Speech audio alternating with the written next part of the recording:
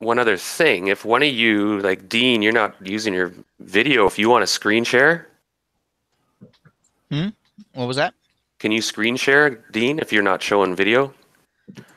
Actually, I'm running my Roll20 on my laptop and on my desktop and my laptop for Google Hangouts. Yeah, but all you need to do is in Google Hangouts is hit that green. Oh, so you're not okay. So they're not on the same system. Sorry.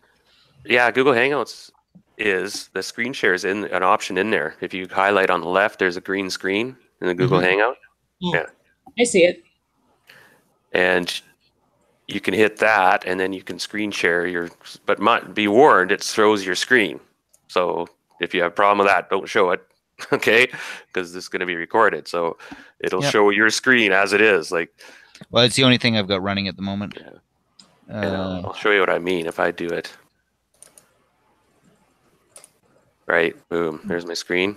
Okay, yeah. And then what that means is the viewers can see what is going on. Yeah, sorry. Unfortunately, I've got them on two different systems here. Yeah, gotcha. Yeah, I see what you mean. You're on a totally different system, so you can't. Yeah. Yeah, I gotcha. Okay, well, I'll show the screen once in a while. And anyway, we're rolling, but that's not. Ignore that. Pretend it's not even rolling. And I'll go now to the rest of the crew have come into the town, went into the Grove, remember? And it was probably around supper time by the time you get back. It's rolling around 5 or 6, and you guys have mixed feelings about what happened. Like I said, a bit of a Pyrrhic victory. You didn't get all killed or captured, and you did kind of kill most of the brigands. I think one escaped, and that was Red Sonja herself. Now, it took you about another 4 or 5 hours to get back to Hommlet, hence the time. And you came into the Grove, and Justin is with Daphne, the Dryad, and the rest of you were temporarily had a chat in the treehouse. And I made some rolls with you. Remember, Heather? Yes. About things you had found and not found? Yes. Can you recall to me exactly what I informed you? Well, we only did one roll last week as to what I found in the library. But as for things that I found, period, I did end up finding a brooch and a scroll. Didn't recognize the druidic runes. It looks very fine and powerful, and I need instruction to learn how to cast it. However, it appears to be a spell called Live Oak, which is a 6th level spell, meaning I have a very good chance of frying my brain trying it.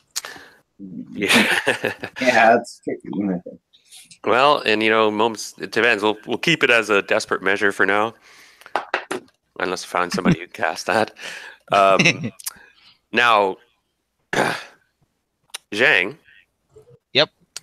They had managed to get you back to 0 hit points because you had just went to -1, and they cast a Cure Light Wounds right away, or they hit you right away, and it just at the same round almost they brought you back to 0 hit points, and you actually I think have 1 hit point. Yeah, I think it was 1 or 2 before I done that. Yeah. You do have a concussion. Now your skull wasn't cracked or anything that severe, but you were concussed, and so you'll have to rest overnight and heal yourself. And where did you decide to go and rest? Now you weren't there, so you have a room at the inn, and plus you have your hammock. But the forest is not it's not the most comfortable. Actually, I think I'll rest at the inn with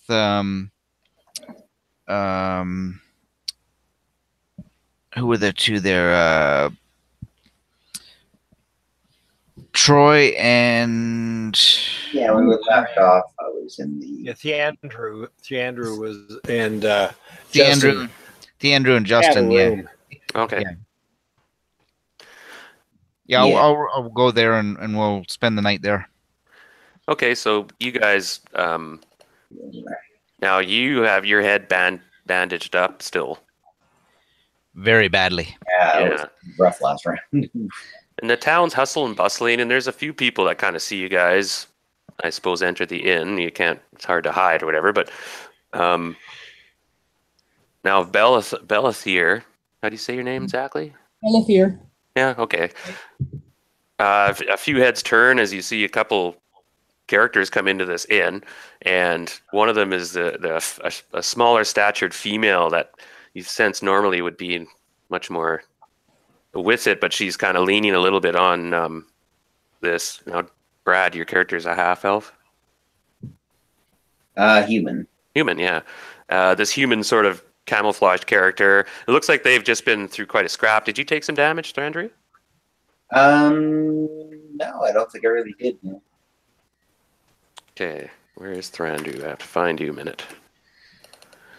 So you didn't take any hits. Hey, you're lucky. Oh, there you are. Okay. Yeah. If I did do it on my character, on my thing, it should take. Oh, I did actually. Yeah, I'm only at 16 hits. That's right. Only at 16? How many hits do you have? 22. Rangers Holy die when at first level. 2d8 plus 16. Yeah, so you took max hit points. I'm at level 2. Oh, you're level 2? Yeah. Oh, I see. Okay. No, I was like, okay, there you go. Yeah, Rangers. So you have 3 hit die. Over here. Plus your Constitution bonus. Oh, shit. Ow. Yeah, that's nice. Okay, so Sister Zhang, I'm going to move you guys up into the inn, okay? And you guys can take over if you want. But you guys have rooms, do you not? Did you pay for them and everything? Yeah, we were sharing. The one room for the one night before we left Yeah, we were last morning. Boudica, Yes. you have a couple options. The Grove, Tam Tam's there, by the way. I remember. And his leg looks much better. Good. Getting better, but he's still hobbled.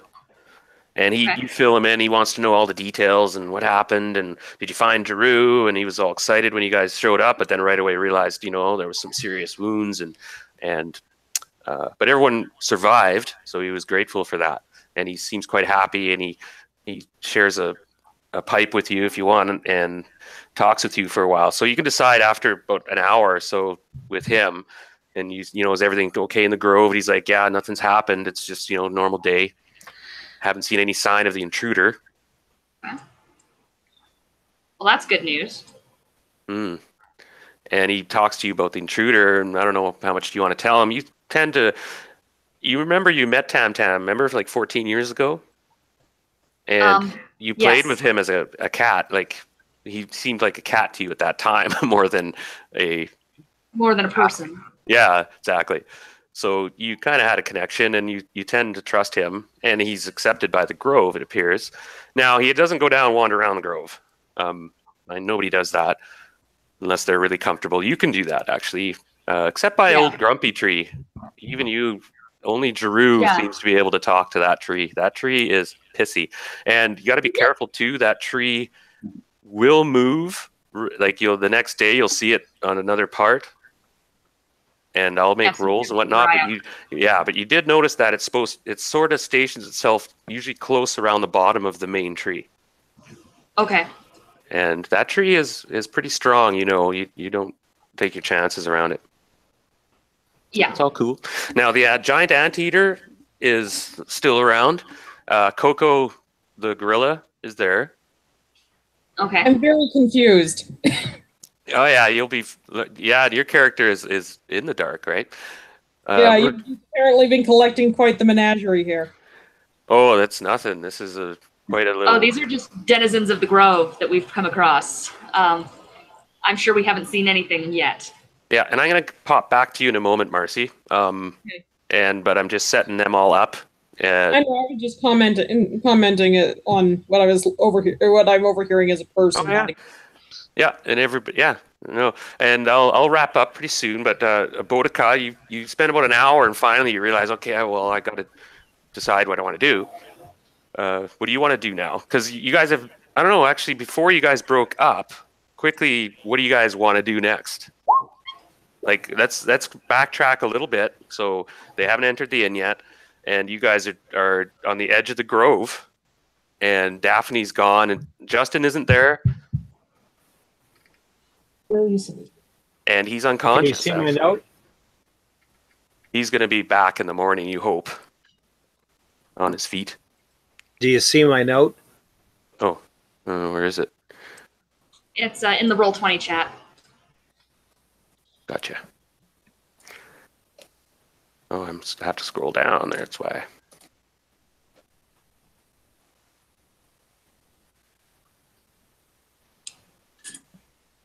He's holding on, but I had shown it to be. Okay, well, yeah. I don't know what you're asking there. Well, I'm a little bit confused as to what you have as my hit point total at the moment. I was they caught me initially at neg 9, and I thought they bound me up to neg 7, and then I thought we did a couple of little potion things that got me to 0. Yeah, that sounds No, I've reread everything, and I put a note out, actually. Did I explain that too? No. I'm kind of going back to more canon, but softening it a bit. You would be at -7 until you had some more powerful sort of healing, more than healing potions. Now, I also am fine tweaking that so that if you do take a healing potion, you can get 1 hit point back if you're in negatives. All right. So, yeah, you may be at -5 or something then, if you would have taken a potion or 2. And that way you don't spend 3 weeks recovering. Because I'm playing it pretty tough. Like, and right now we're first level. You're going to go down. Unfortunately, I hope not again. I mean, but the 1E is brutal, especially first couple levels. You're treading water. In the deep end. Yeah, and it was unfortunate the way some things went last time, but sometimes they swing that way, and it's like, oh crap, we just went down. getting our other game. It wasn't a failure last time. It's just you guys were winning, but then all of a sudden those 2 turned on you. Like, I'm surprised I didn't mean it to set up as a party kill, but I was definitely showing that, hey, these are traitors, and they almost pulled it off. But anyway, All right, I was just curious. I mean, I played First Ed for a lot of years, and started a lot of characters. I've never had anything like this happen. Well, like I said, everyone has their style. I'm very dramatic DM. I'm very much about challenging the party. It's not a cakewalk with me. I definitely throw stuff at you. Okay. Yeah. Yes. Good. Wow. For So, 30 years, Makes that's for why I a say- challenging storyline. Make a backup character. You never know. You might go down, right? Might end up being harpy food, and that's what happened to a couple characters I ran in the last party. I had one character get her head melted off by a viscous glob from one of those drow ones. Melted. I play gone. some original 0 edition D&D, and you have 2 or 3 characters made up when you start the session. Yeah, I know. You stack them, Like buffers. Yeah. It's like, ooh, absorbing. Yeah. Anyway, so Justin, unfortunately, you have to just sit on your hands for a bit or till the morning, and as does the monk as well. You're really dizzy, a bit nauseous, kind of you're concussed. Mm-hmm. You're still functional, but at a minus. Boudica. So you talked to Tam Tam. He badgered you for questions, and he was eager to tell you about something as well. Okay. He tells you that he has to leave soon. Oh. And he has to go back to his friends. And I'm going to send you probably a message, because he doesn't. It's quite important what he has to share with you. Okay.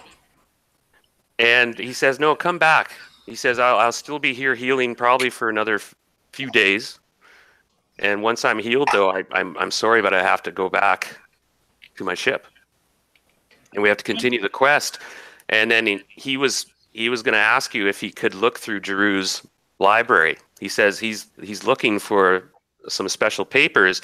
And then when you told him that the intruder had burned a bunch of papers in the library, he, of course, that was yesterday, and he right away, you both went in there and looked around and stuff, and he was frantically looking for a special piece of paper that Giroux was supposed to have for him. And you're not, you weren't in on this, but Giroux was apparently working with Tam Tam and his people, and he had some answers that Tam Tam needed. Now, I'm not sure if you read my Chapter 2 prologue. I did. The one involving the succubus? Mm-hmm. Yeah. All right, she was searching for something there as well. Yeah, Yeah. I did get that impression. Okay, and so you guys you put two together. Both of you were talking about it, and he goes, "I'm afraid they found what I was looking for, and they destroyed some other stuff." Now you salvaged. I remember you did put out. So you managed to salvage some documents, right? Yes. I'm going to send you a document, and everybody, sorry about this. I'm just going to deal with this real quickly. There is one document that was being burned, and it was a strange document indeed, with strange language on it you didn't understand at the time.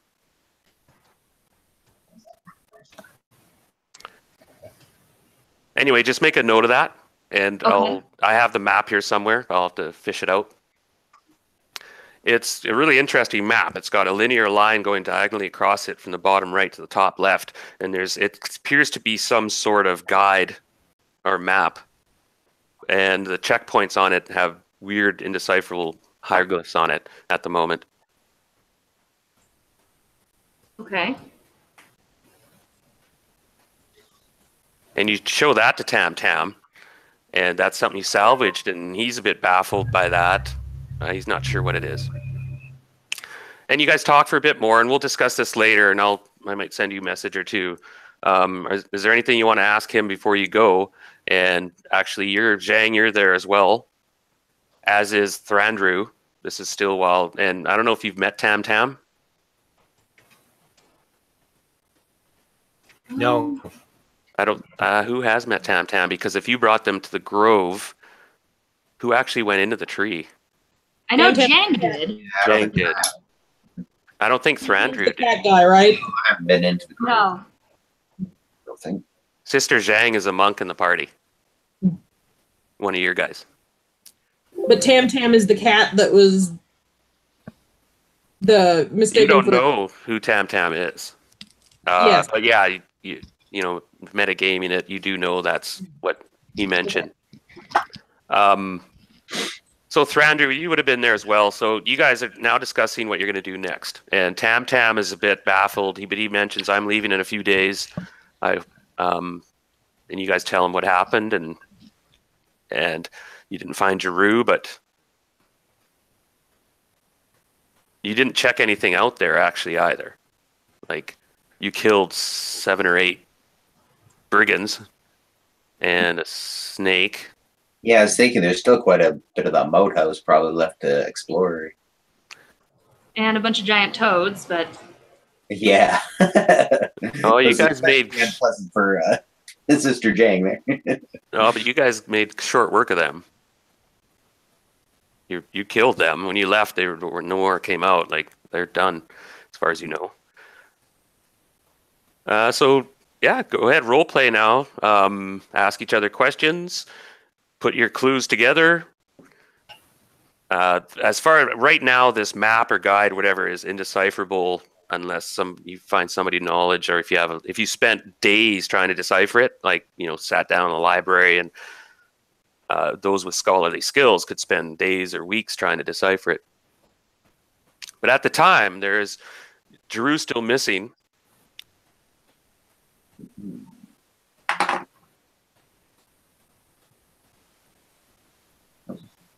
And yeah, I don't know. You guys decide. I'll enjoy my beer here for a minute and look up something. I'm gonna run some dishes out. I'll be right back.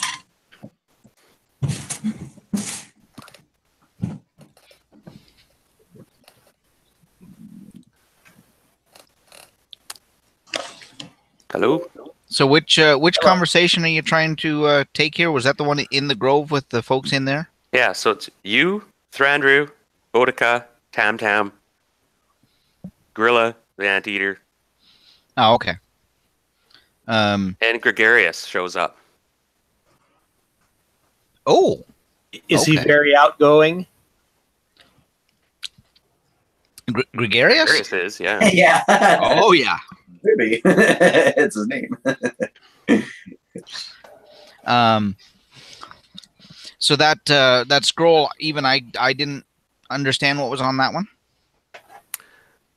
Well, actually, let's make some rolls here. Let me see your wisdom check, or intelligence check, and make it a +10. So add 10 to your die roll. It's a very difficult, but you're looking at it like, And you guys are all in the study. You have the desk, open on the desk, and this is what we saved. A lot of stuff was burned. And you notice it was from key areas of the library. Whoever did this was burning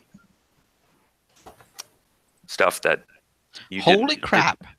They knew what they were looking for. I rolled a 3 and actually matched my intelligence to 13. That was amazing. Okay, that is interesting indeed. Because you would recognize the script as an ancient tongue, a chaotic evil tongue. Ooh, something of the hidden monastery documents. Yeah, and you're thinking this is wow, and this could possibly be demonic, like, because you're like, this is very close to the stuff that, and now mind you, it's been millennia, and this seems to be a more current version of some ancient script you'd seen when you were getting your lessons and such. And it's a chaotic evil language. And it makes your spine twist, and you right away, all of a sudden, you all see goosebumps come out Sister Zhang's arms, and her eyes kind of go wide, and I'm assuming you're going to share that information. Yeah. Yeah. Oh, no, I'll share that. Tam is like, what is it? And you tell him. I don't recognize it exactly, but I've seen something similar to this in very ancient texts at the monastery from the evil makes my skin crawl. It's a language of demons, like, or the cryptography or whatever, the script of demons. I don't recognize what it says, but I've seen that style of script before. So now, Boudica, you can make a +10. Everyone can make a +10 intelligence check to see if they. Now, I'm just tying that in because Dean, you actually. This is with your story. All right, this is a clue for you in a way, because you in particular. Did I give you the name of a demon lord? Specifically, no, but not yet. We were working up on the. Okay, on the I was idea. wondering if I gave you the name yet, but I know who it is and stuff. So we talked about a couple of different ideas when we were doing the character, but I don't know if we had actually settled on one at that point. Well, you in particular know that Orcus was one of the heavies that your monastery dealt with, and this could possibly be to do with him and his ilk. Because about 100 years ago, there was 120 years ago, there was a large temple complex built here, and there were worshippers who worshipped Orcus. I can name the name because you could share that. That would be something that would be fairly common. So Boudica, you can roll. I did, and I rolled just over my intelligence. Okay, so yeah, you agree though. You're like, because it gives, once you look at it and he explains that, you kind of think like, oh yeah, it twists the eye and it even just you start to look at them and they start to twist and form and make you queasy. And Tam Tam is like, he says it must, guard this well, but she meant to burn it as well. And I bet most of the things she's burned has to do with Jeru's research into certain realms, particular the ancient wars and this Orcus and the cults of Orcus and perhaps other demon lords. And I was a little reluctant to share this with all but Boudica, but I will say one thing. My people are on a quest. We've been searching around the oceans of Greyhawk, evading those of darkness, looking for a certain thing, a fabled island. I cannot say much more, but all you need to know that I'm going back there. We'll be continuing with our quest. And I will tell my people about this, and if we have knowledge, I'll send word. But I would really like to talk to Jeru. He goes, I have a strange feeling about this outpost as well.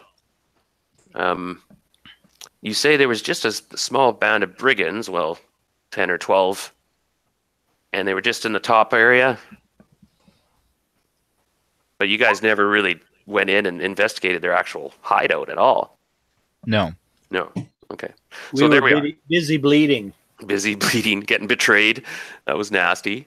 That was a betrayal. That was nasty. Like, and you guys handled it quite well, but it was they really put you on the spot. Anyway, so you guys, let's talk a minute. Unless you want me to move things along, I'll step in. Oh, I just got one question. Yeah. Yeah, I made my intelligence. I rolled a 1. Woohoo! My intelligence is 12. So do I get any kind of insight into anything? Do I know anything about the temple or the elemental wars or etc.?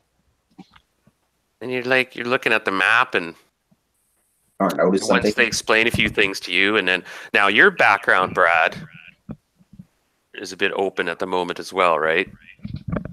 You're just what was your connection to Drew or Hommlet? None in particular. You were just helping out. Here we go. Oh yeah, it's my unspoken past thing here that you told me about. If you remember. Not really. No. Hold on a minute. I have to look at my notes. But I was take just a look at my character. I have it under special abilities notes. Oh, I see. Well, is it something, yeah, that they're not aware of, I'm assuming? Yeah, so I do have some kind of connection to Jeru, yes. Can you message that me real quick in Facebook? I'm looking for my notes here. Yeah, Troy's he's being healed, and you're being actively healed. Now, Daphne owes you guys a big favor for rescuing Gregarious. That's why she's kind of doing it, right? She may not be so helpful in the future, but you never know. It depends how your relationship goes. And okay. Anyway. Well, it doesn't help that, or it doesn't hurt that Relenora kind of seduced Daphne a little bit. Yeah. But she's very fickle. You'll notice that. And oh, yes. And she might end up just, Shanghaiing him and going off and you're now my new husband. So, Brad, you rolled a 1 on that. Facebook. Oh, okay. Let me have a quick look. And everyone else can talk a bit if you want amongst yourself when they're... Oh, yeah. Okay. Snore, snore, snore. Yep. And now, Boudica, it's been rather difficult for you to keep yourself covered up consistently. Yes. And there's been some times, and throughout the next hour or two, where they've been sitting around studying stuff. There comes a point where Tam Tam's been going with it. He knows who you are and stuff. Yeah. And when you look at the map, you get a really strange sensation yourself, but you just missed it. You sense something, some familiarity, for some reason. But when he mentions chaotic evil and demonic tongue and stuff, you kind of don't feel good about that. Yeah, kind of pale a little bit. And you kind of wonder, Brad, Thrandrew, and Sister Zhang, I want you guys to make dexterity checks for me. Pope is not that assassin again. Any plus or minus or anything? She's definitely out there somewhere. Nope, Yeah. just straight up. This is just a normal one. Yep. Oh, past that by lots. I rolled a 2. Okay, you've definitely noticed a few times while traveling with Boudica that she tends to keep herself completely covered and wears gloves and her cloak down, but you've looked in a few times, and Brad, you're way off. You don't notice anything. Yeah. You kind of shrug. You're like, well, each his own. But you did notice a couple times her eyes in the certain light were, what color are your eyes again, Boudica? They would Red. red. They had a red sheen, which was not normal, I'd say, use that word, or it was very uncommon. You've never seen eyes like that ever before. Not naturally. And also, you noticed, and what did you roll? A 2. I rolled a 2, yeah. You noticed that her skin tone is dark, but in a dark, almost in like a, has like a purplish tone to it. A dark purple. Black almost. That is definitely not natural. And she's made it. She's good at covering it up, you noticed, but not quite good enough. You rolled really good, so I was going to see if you just noticed anything beyond the eyes, but you picked up some flashes of skin and around her eyes where her eyes, even best she tried. And her cloak she had is, you notice, very good. You have that special cloak, right, Boudica? Yes, I do. Yeah, and that works really well. But you caught it, and you were like, wait a minute. And you're thinking, make an intelligence check for me real quick. 1 second. Yeah, no, didn't get that one. So you're trying to think like and you're a stranger here to this land, but you never met anyone else with that combination of differences. No. And her accent. Oh no, actually she has no accent. Forget it. Yeah, there you go. She has this weird skin tone that's definitely different. And those eyes, when she looks at you, there's a red sheen to them. I'm going to have to remember this and think about it tomorrow because, man, my head hurts right now. Yeah. And maybe the concussion. Seeing red eyes. So moving along, Boudica. Yes. You're now with these friends. You've been through, the crucible of fire. Yes. And you notice Sister Zhang has been watching you, and you've got a bit of a connection with her in a way. 2 sisters. Yeah. And you get the feeling that she sees through you. Yeah. I'm going to make a note of that, and when she's, not concussed, try to talk with her privately. Okay. And Tam keeps his own business. He just kind of observes everything a bit and enjoys his pipe. And Coco serves you guys a big meal. You guys are famished. And now you guys have to decide what you're going to do next. It's up to you. I think I'm going to heal. Yeah, sorry, Justin. You're kind of unconscious. And you will get healed. She is in a good mood, Daphne, and she's agreed that she can, with the Grove's help. Yeah. Regroup and maybe try the moat house again. Maybe there's still something there that might give us shed some light on, give us more information. Yeah, I think we definitely need to go back there, but we need to be better prepared.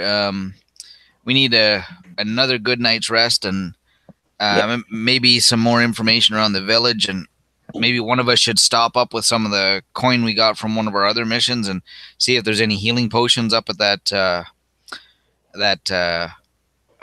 church and see if we can pick up a few of those to go. I think we need to be more prepared. This was really rough going out on the fly.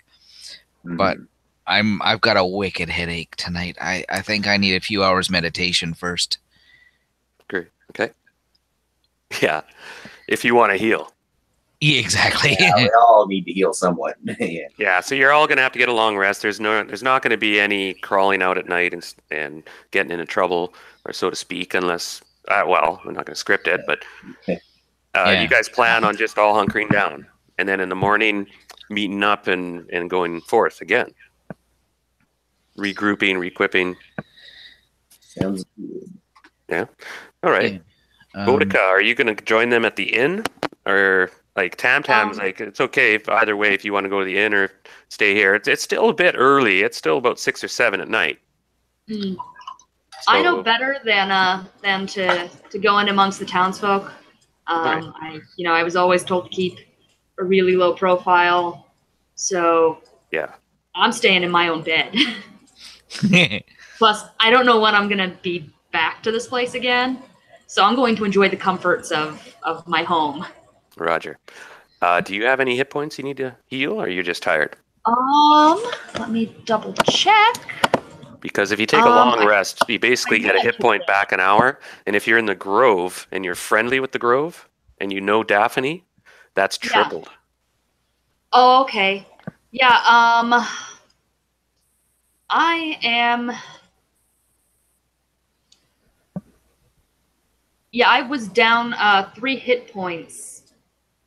Okay, so you'll get that back and you can rest. And you agree with them and they're going to say, yeah, we're going to go back in the morning? Sounds good to me. Okay. Anything to add? No, I think everything was pretty well explained. And you and Tam can, stay up for a while and get to know each other, reacquaint and talk and go on a tour. You have basically 3 or 4 hours in which you can do something in the Grove. So I'll let you think about that, what you want to do. Okay. Because you can actually do stuff if you want. Investigate things or study in the library or prepare things. And or so heal. You are go check on Justin and see if he's conscious yet before he go to bed or whatever. He might actually be kind of semi-conscious by that point. You're not sure, but last time you saw these trees wrapping tendrils around his legs and up through his chest and stuff, and they were reconstructing his shoulder, which had been cloven, and his clavicle had been shattered, and he had some lung damage. Right. I was hurt. Pretty badly. Yeah. So Hopefully you did not go toward that light. Yes. Now back to the inn. Thrandu, and we're going to go to this little subplot here for about 10 minutes or so, 15. And we're doing a lot of role playing right now, and we're meeting people again. And so it's one of these sessions where I kind of have fun doing this stuff too. So, but I apologize if you have to kind of be patient for a bit. So Boudica, you're back in the Grove. Relin Nora is with these guys. I'm going to say she, the elf, goes with Thrandu and Sister Zhang, and you 3 notice that they're taking the cage away and they've cleaned up the area and stuff. And you go into the inn and you're hungry. You can order food or just go to your rooms. Oh, food first. We gotta get some fuel to heal ourselves up. Yeah. Oh yes, definitely. Good bowl of food or hot stew and.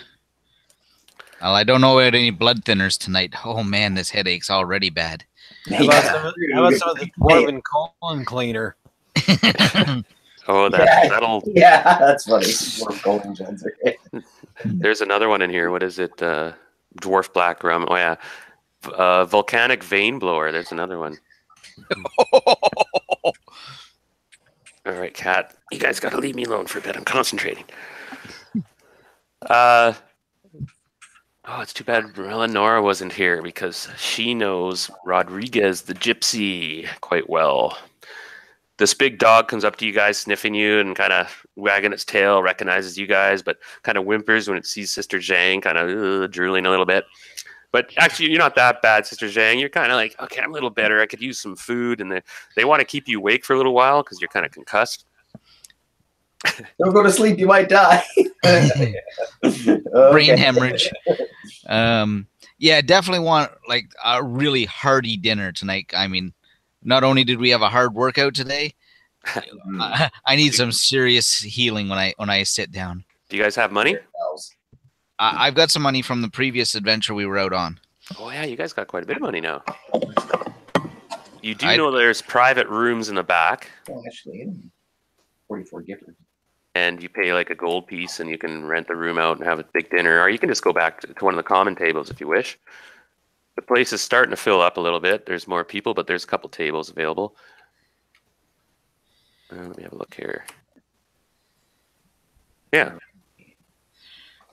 You with the two of yous like to grab an empty table over there and like split on a supper? I'm quite sure we got the coin to cover a hearty meal at the moment, and after today, a hearty meal is definitely what we need. Yeah. So we'll Now, Bellathier, Yes. you did notice these 3 odd people come into the room of this. I think there's 3 women and a guy.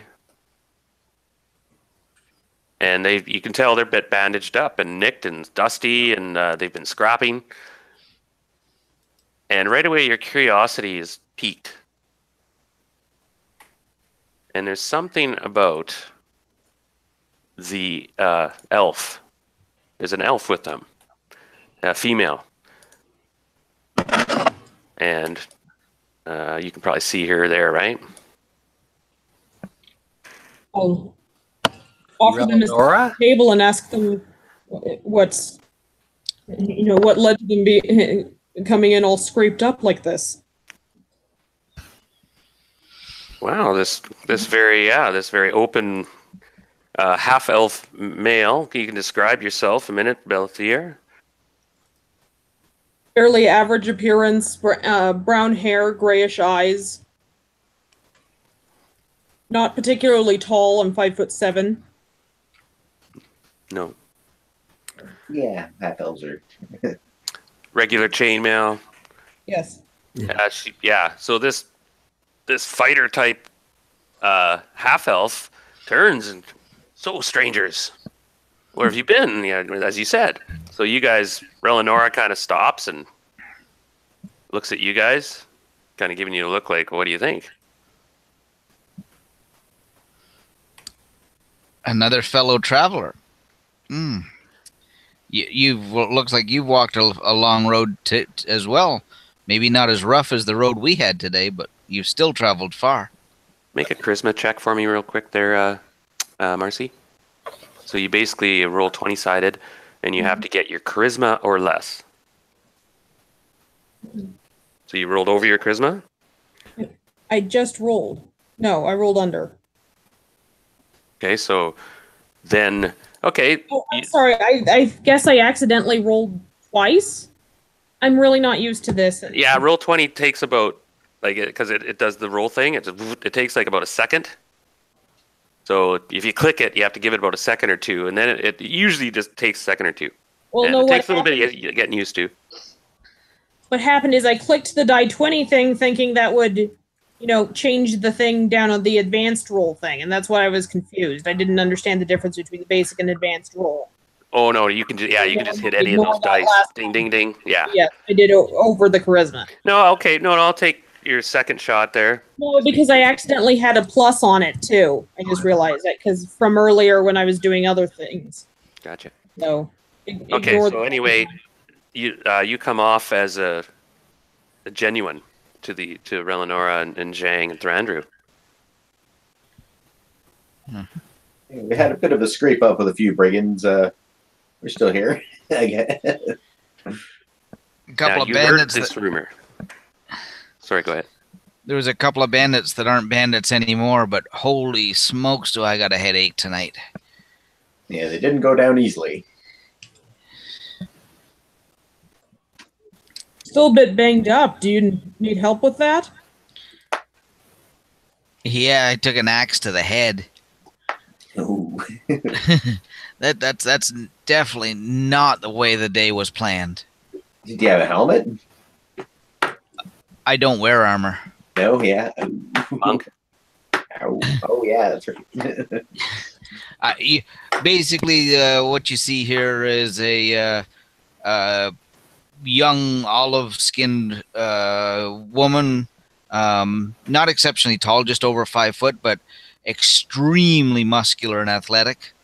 Not wearing any armor, has a little frilly metal filigree belt, and a couple of good gashes in her robes, and that's all she's wearing.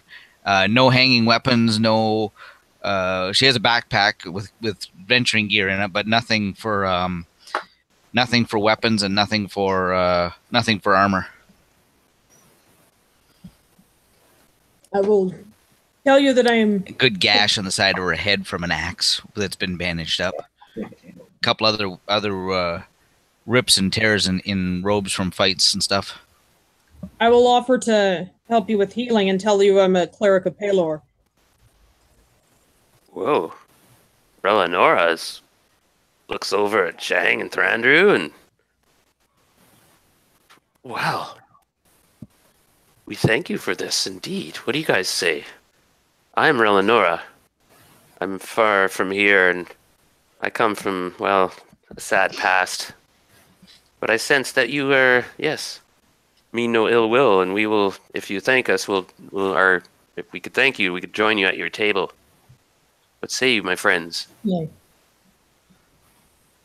This is Sister Zhang, and she nods at you see the kind of the olive-skinned, toned warrior, clearly a monk. And this is my other friend Thrandu, from the forest realm. Yeah, Sister Zhang and I are just kind of holding each other up right now. Yeah. And you see Carrie the wench comes sliding over with her tray, and she knew you guys from before, and she's like, "Are you guys okay? Holy, sit, I'll bring you some food. We have a spit on the roast at the moment and a great mead. Sit, I'll come. We'll bring you some goodies." How about a roast on the spit? I was gonna say. Sorry, roast on the spit. I had a beer. What happens when you're rude to the waiter? Shiana comes over, and Carrie is her older sister, Carrie the wench, and Shiana the barmaid. And Carrie's like, "Shiana, quickly get them some drinks and such.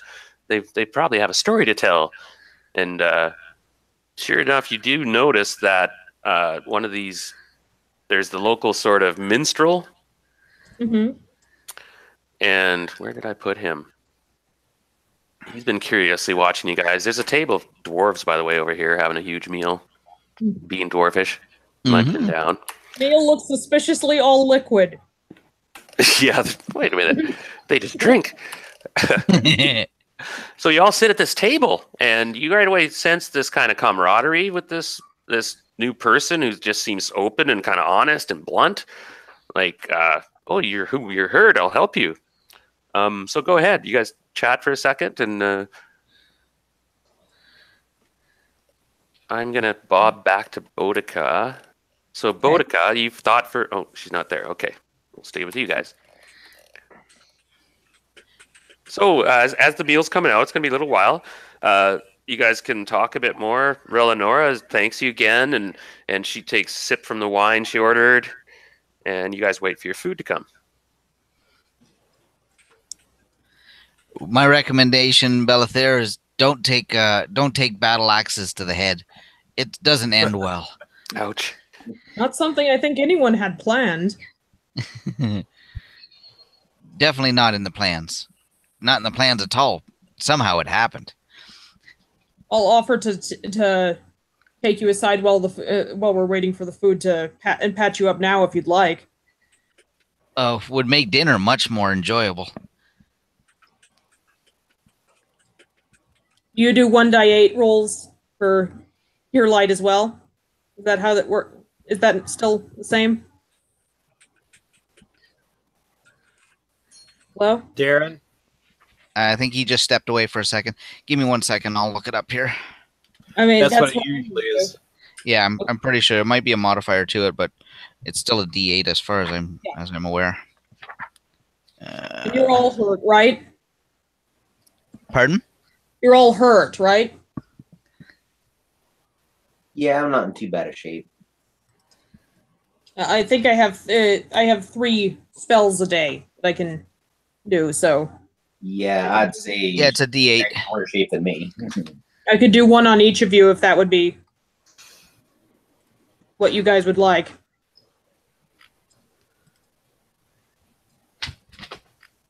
Sure, I'd be much appreciated. Okay. I'll just go, I don't know, clockwise around the table from where I am. So Relinora, then Thrandru, then Jang. Here you go. A little bit back. Thank you. Yay.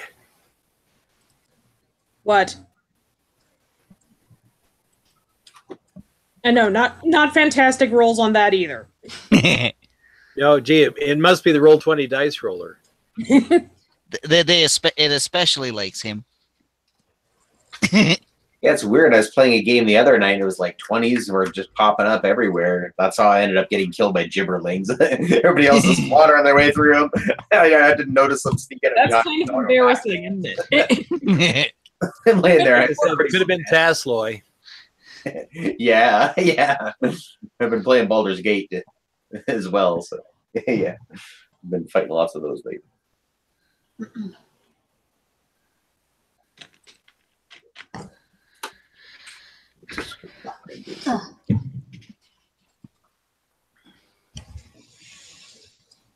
Alrighty. So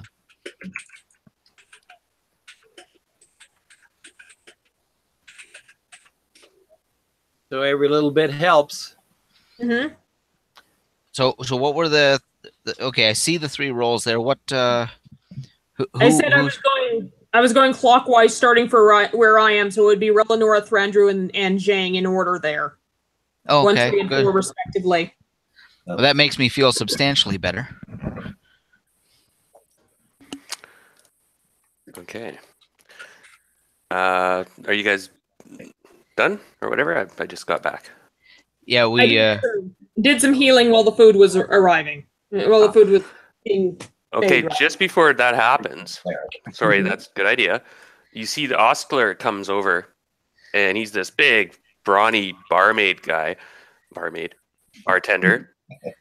and he walks up to the table, and he's bringing some complimentary drinks over, and you know that you guys saved his son,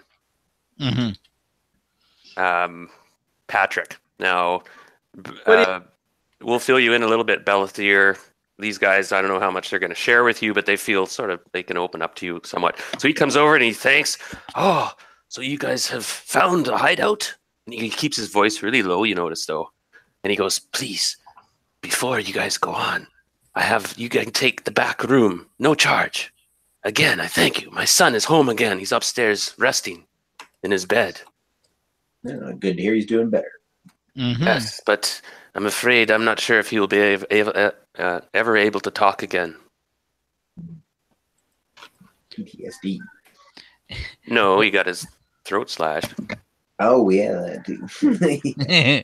Yeah, that too. What about that? So he's like, come, back to this room. But here, tonight, everything is on me. I owe you everything. My son is alive. Oh. And he comes into the room and now goes, please. But between you and me, there's people in the village. They have big mouths and they see things. I sense that you guys have some serious business. You've been at the Grove, I think.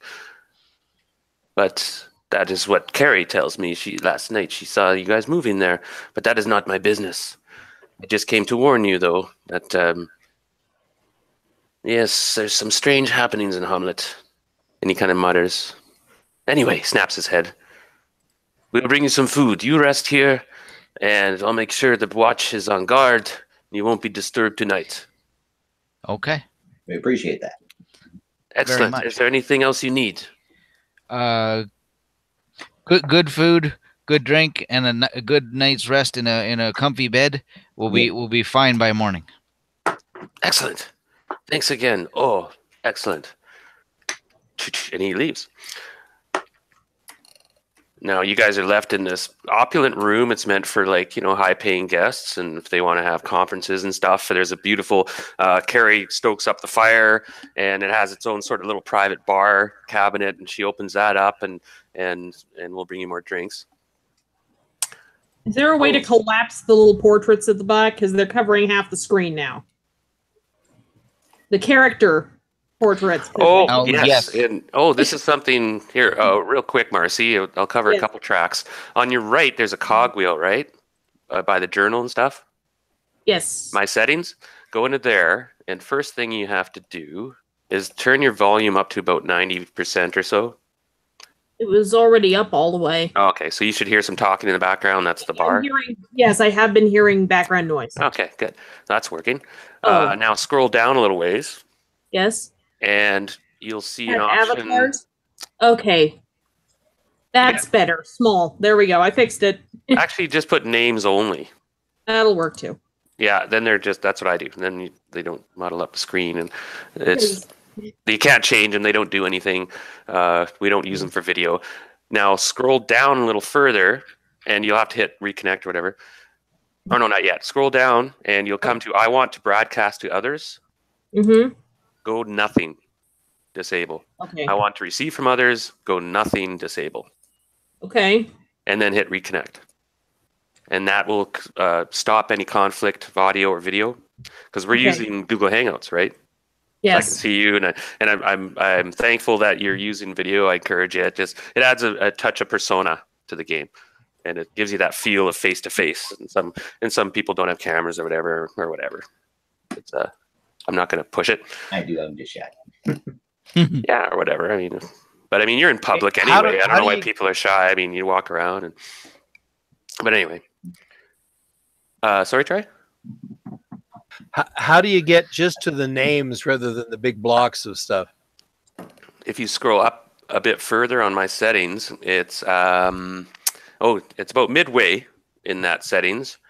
There's a settings, chat avatars, player video avatar size. Names only. Right. Yeah. And then you hit reset player avatar location. Or maybe you don't have to do that, but okay, so you guys are in this more private room. What's that? Well, okay. I've got use advanced keyboard shortcuts, use window pop-ups for characters, enabled background chat beep, enable advanced dice icons. No, you got to scroll down a bit. You're too far up, yeah. Okay. Scroll down until it stops scrolling, and you'll see the section for game setting. Chat avatars? Yeah. Names only under player video avatar size. Okay, there we go. And behold, they're not covering half the screen for me. Oh, I know. Yes. They're just. I can't see where anything is. I've been going with it like that for 3 sessions. So. Oh shit! No. I'm glad I asked. Then. Me too. Okay, so yeah, and sorry, Troy, you've been really very patient. It just happens your character is down. Mm-hmm. So I don't really have much you can do until the morning. Just pretty well. Yeah.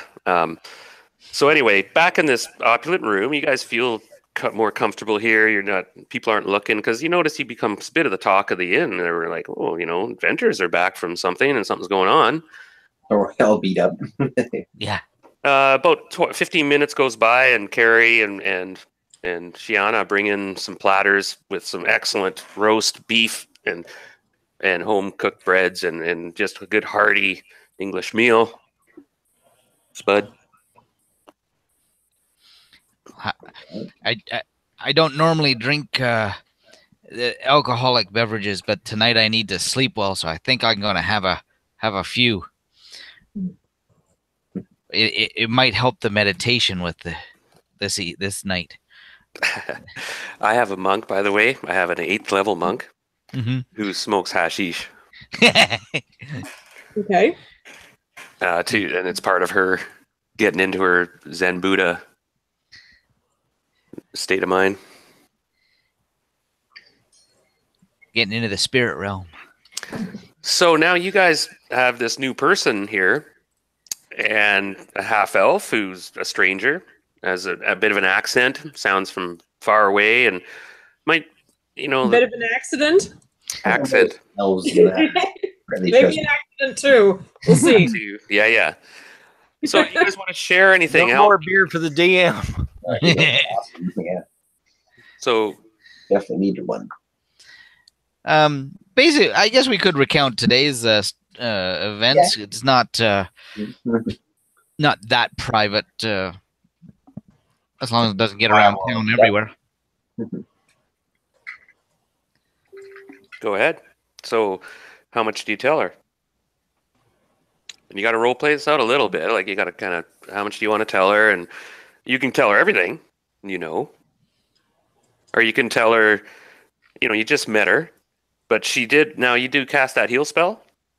I cast a healing spell Yum. on each of them. You'll see the rolls on the chat log. Oh, The 1d8 rolls. nice. Yeah. So whoever needed heals, you feel much better. I patched them up, and I will tell them that I've been going on something of a pilgrimage to visit smaller towns that don't have clerics, so that I can help those who don't have access to such things. That's a noble life indeed. Go on. How do you come to be here? I have traveled for over a year with senior brothers from my monastic order, and we search for a item that has been lost for a long time. But that's not my position to search for. I'm just part of the tour. Relanora speaks up and says, "We seek a man. His name is Jeru. He's a caretaker of a holy place, our sacred place near here. And he's disappeared, we fear.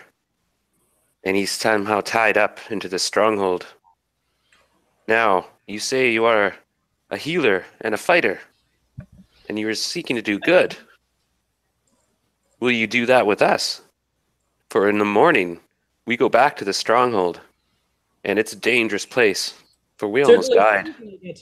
The first strangers we took with us betrayed us at our weakest moment. But you won't do that, will you?" Of course not. Why would anyone do that? They tried, and they almost did. Her head wound was from this traitor. We have another friend you have not met yet. He's in a safe place, and he's fighting for his life, and he's lucky that he'll live through the night. And we have other friends that you must meet if you wish to do this, just to be warned. There's many secrets we have, but for now, and we cannot tell you more. But we need to find this man. Looks like you definitely. It looks as though you need someone who can patch you back together from the way you came in here. Yes, it is something we were lacking when we went on this venture. Yes, a much needed skill that we are severely lacking in. So Relanora says, this monk has traveled a great distance and has some sort of dark tie to this place. For at one time there was an evil temple not far from this village, and it almost took over the area, and it took great force to put it down.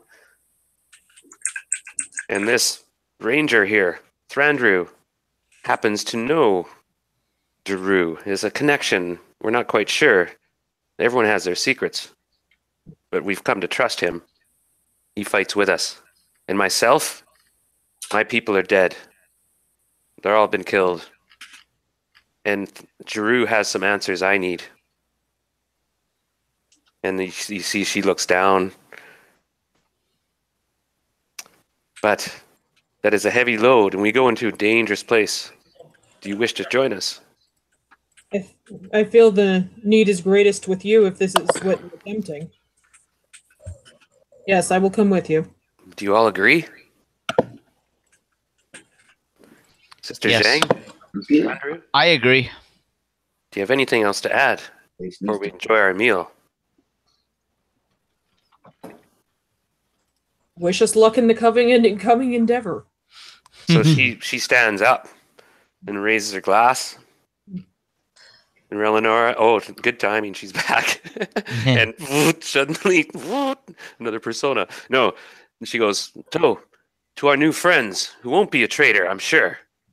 For the last ones, it can't happen twice, can it? And she gives you guys a toast, and you cheer with your drinks, I assume. Yeah. Indeed. So, Relenora's here. This is Alex. You have not met Marcy. Hello. Well, I was supposed to be playing Shorten today, but I don't know if you're in the Google Hangouts, but I'm waving. Hello. hi, I am. You want to take the other character? Yeah, I just think that another cleric would be useful, and it'd be another frontliner. Okay, well then Relenora will stay. What's she gonna do? Then Probably time. spend their time with the nymph. So Yeah, and the nymph is flighty, and you got to be careful in that grove. Just to warn you, you're on good terms right now, and that grove is, yeah, you're in pretty good terms, and you also have connections with the gypsies, right? yeah, if the dryad doesn't want her there, then she will probably just stay with the gypsies to just keep an eye on the town from over there. Right. And so now you have a new character. Okay, I didn't work with you on this one, so I don't have anything to go with. We talked about it. Yeah, a little bit. Yeah. Okay. Though it kind of depended on Zhang. Me meeting Zhang while she was wounded at the St. Cuthbert's Church, but No, that didn't pan out. Oh. We actually ended up meeting at the inn. We got a private room in the back, and they met this new person named Bellathier, and I role played Relenora just to keep the plot going and to get the things rolling. I noticed 3 bedraggled people coming in, kind of banged up, and I helped heal them a bit. Yeah, and so she did, and they've befriended her. Moment, please. Oh, no problem. They befriended this new person, and you did too. I role played you for a bit. My apologies. no worries. Yeah, and you met this new person. She's a traveling cleric fighter who wants to help out, and she heals you guys, and agrees to come with you in the morning when you go back to the stronghold. Okay. To sum it up, now Relenora, for whatever reason, isn't going the next day, which is kind of too bad. I was hoping you'd come along, because we do have a cleric now, but 2 clerics is nice. Yeah, they got So- healing and they're decent fighters. Yeah. Oh yeah, I clerics. guess Thornton will just show up in the morning because he probably would have heard that some wounded adventurers showed up. No, I got an idea. If you're okay with this, and it's not going to completely script your background, but this will give you just a tentative hook. Okay. You know the family that owns the Inn of the Welcome Witch. Oh, okay. You could be, I'm not sure where you're from or whatever, but for whatever reason, you've been here before and you know them quite well, actually. And you know Patrick and his daughters, the 2 barmaids and bar wench. Mm-hmm. Patrick is the Stable owner? boy. Stable boy. Yeah, he almost got killed, and you guys saved his life. And so the innkeeper owes these guys a big debt, and he's very grateful. He comes to your room, knocks on your room, because you were staying upstairs in the inn. And he says, "Oh, sorry to introduce, Master. What's your name again?" Shorten. Master Shorten. Short. But you said that you were looking for... Now, you were looking for... Good side story. No, how was your connection again? My connection is that I heard that there was evil in Hommlet, and I was looking to sort it out. And Okay. Now, the innkeeper mentioned that there was a guy who knows a lot about the area. He's a druid who runs the local grove, but he's been gone for a long time. But he senses, now I know you, Master, and I know I can trust you, and I want you to meet some people. They're downstairs right now in the private room. They recently came back from an excursion into the stronghold, a little half-day's east journey. They came back a bit bloodied up, I'm afraid. They have a strange tale to tell. I don't want to say too much, but will you come meet them? Yes, I'll go speak with them at once. Ah, okay, of course. And you grab your gear, and you go downstairs, and the innkeeper comes back in again, and you guys are just finishing up your meal. You spent about an hour just enjoying this wonderful meal and just relaxing for a minute with your guard down, sort of. And the innkeeper comes in again and bows a bit, and behind him trails this person. Now, if you could introduce your appearance and such. All right, Shorten is wearing a splint mail, carrying a large wooden shield and a footman's mace. He's not wearing his helmet right now, so you can see he's pretty battle scarred, and he's got blue eyes and nice blonde hair. He stands 5 feet tall and 9 inches and weighs about 210 pounds. He's not young, being about 26 years old, and he's pretty strong, and he looks like he's aware of his surroundings. He's pretty aware of them, and he's not too bad to look at with a 14 comeliness.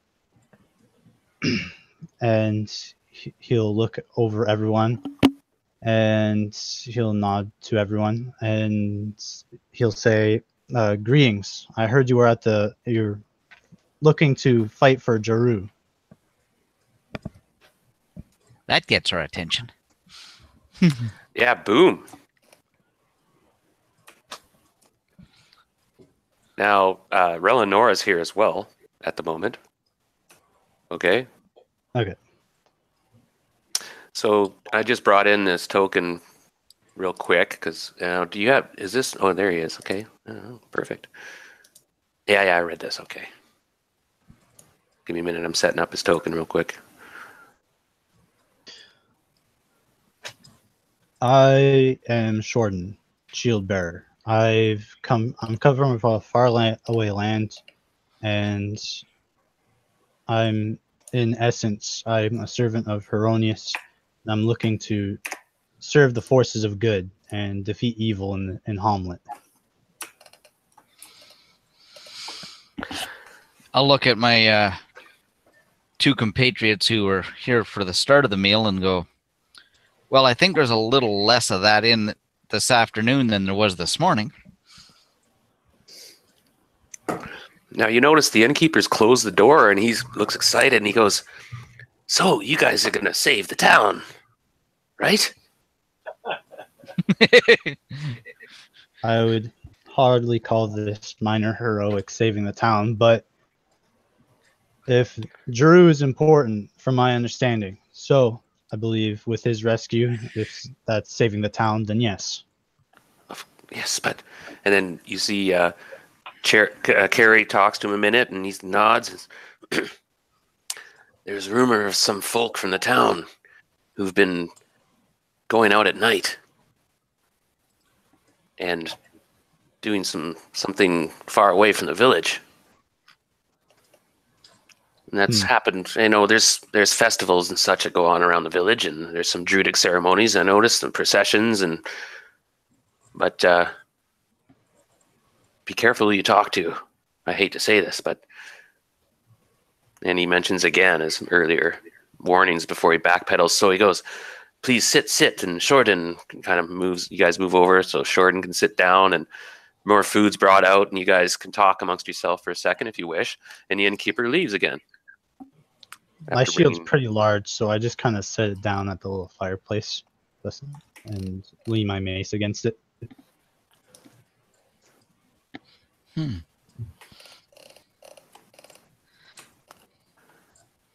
So is this all of you?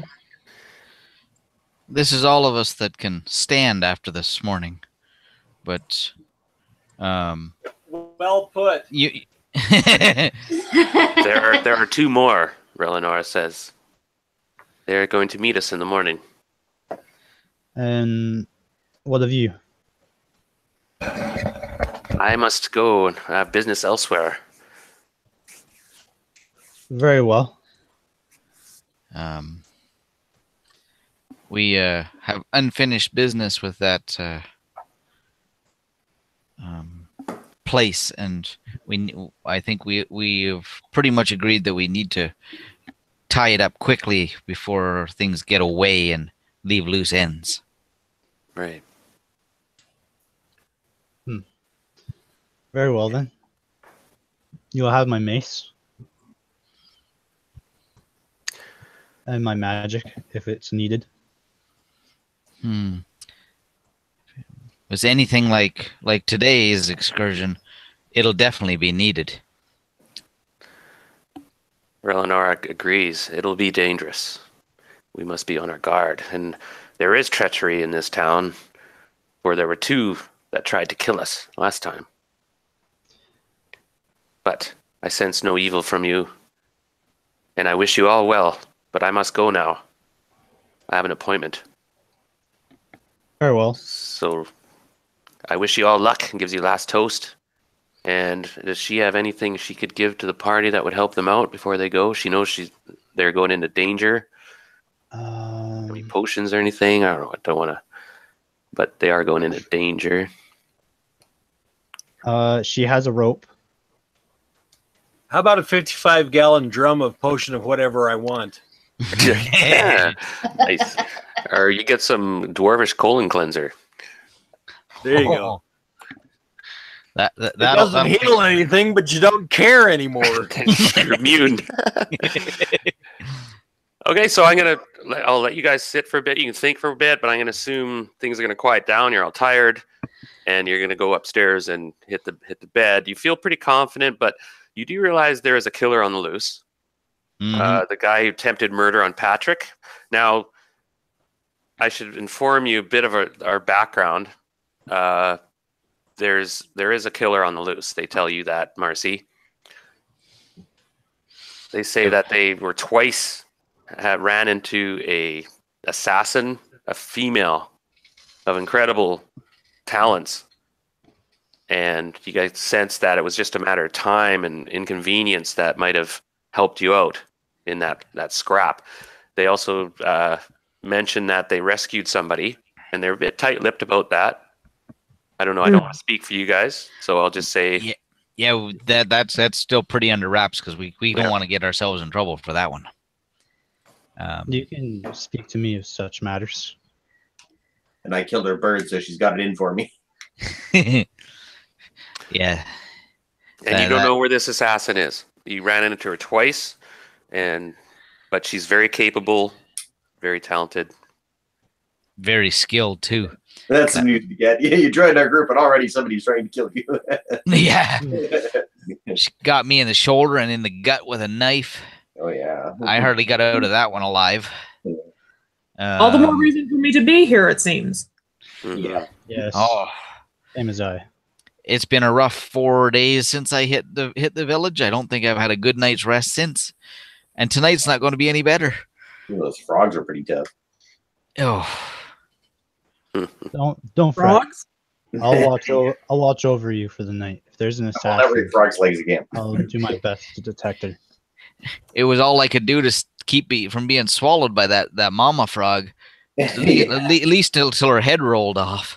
I'm glad I got that lucky hit, or you would have been gulp. It would have been harder getting you out of there. One more gulp and I'd have been in trouble. Yeah. So you guys chat into the night a bit, and you kind of get a bit of a bond. You sense no ill will. You had I don't know if you guys picked up any ill feelings when Taruko and Gru were with you guys and stuff, but Yeah, obviously not. I played them. They were pretty cold, and they didn't, they were almost contemptuous of it. We needed the numbers because, we knew we were going up against a pretty big force. So They were helpful for a while. Words, yeah. But, Hold up, Gru? oh, they shoot screws up. Like Gru the Barbarian, the comic Through the book water. character? Yeah. That's what I know. It kind of slipped my tongue because his real name is Cabona or something like that. Gonads. And I just said, "Oh, Gru," and shit. All right, well, because he's this big hulking fighter with 6 intelligence and 8 wisdom. Yeah, that sounds like Gru. Yeah, and he ended up almost killing these guys. He lost it because him and Taruko, his little short, pudgy, middle-aged monk companion, they both waited until the party was down on hit points and stuff, and then they were fighting this giant snake, and then they turned on them and tried to kill them. They betrayed them. It was pretty tense. You should watch the video. Yeah. Anyway, they managed to kill Taruko, and the real threat was this hulking giant of a guy who just had armor class 2. Would not die. And no, he couldn't hit him, and he just kept smashing everybody down. Like, he smashed down Justin, he smashed down Sister Zhang, and he turned around, and he was going to smash everybody else, and they just, jumped him. They mobbed him, took him. Yeah, it took a while. It was an intense session. So any more thoughts, or you want to share more information? You definitely realize, Marcy, that you're getting into a lot, as do you, Shorten. I mean, Bellatir. Can I call you Bella? Or Bell, whatever works. Bell? Yeah, okay, because I'm just... yeah, so Bell and Shorten, you sense that you're getting into something very heavy and dark in some ways. It's more than just bandits. They've hinted at a couple other things. And it's obviously dangerous. There's more going on in this town than meets the eye. There's stuff happening behind doors and in the shadow of the night. And talks of assassins. I hate it when stuff happens. Brad. So, anything else? I'm going to go back to Boudica shortly. And Justin, because he does wake. Later on, though, he wakes at like 4 in the morning, right? Yeah. Sounds like a normal day for me. Yes. So I'll leave you guys, unless there's something else you want to share or ask or whatever. Sounds like I've found a calling to bring light to the darkness. Yes, and so far it seems they're genuine and concerned, and this talk of this Drew guy that they're seeking gives you a real righteous cause, and both of you, you're like, let's do this. Back to the treehouse. Tam and Boudica and Coco. And I called Andy the Anteater. Oh, Christ. Archie. Archie, right. Archie. And you guys are all enjoying a relaxing evening, surprisingly. The grove is quiet and natural, and you get a good vibe from it. There's you're sorting through the library a bit, looking for clues and just researching and talking and sipping wine. Do you want to ask Tam anything, or can't talk rudiment? You can talk sign language to Coco pretty good. I'm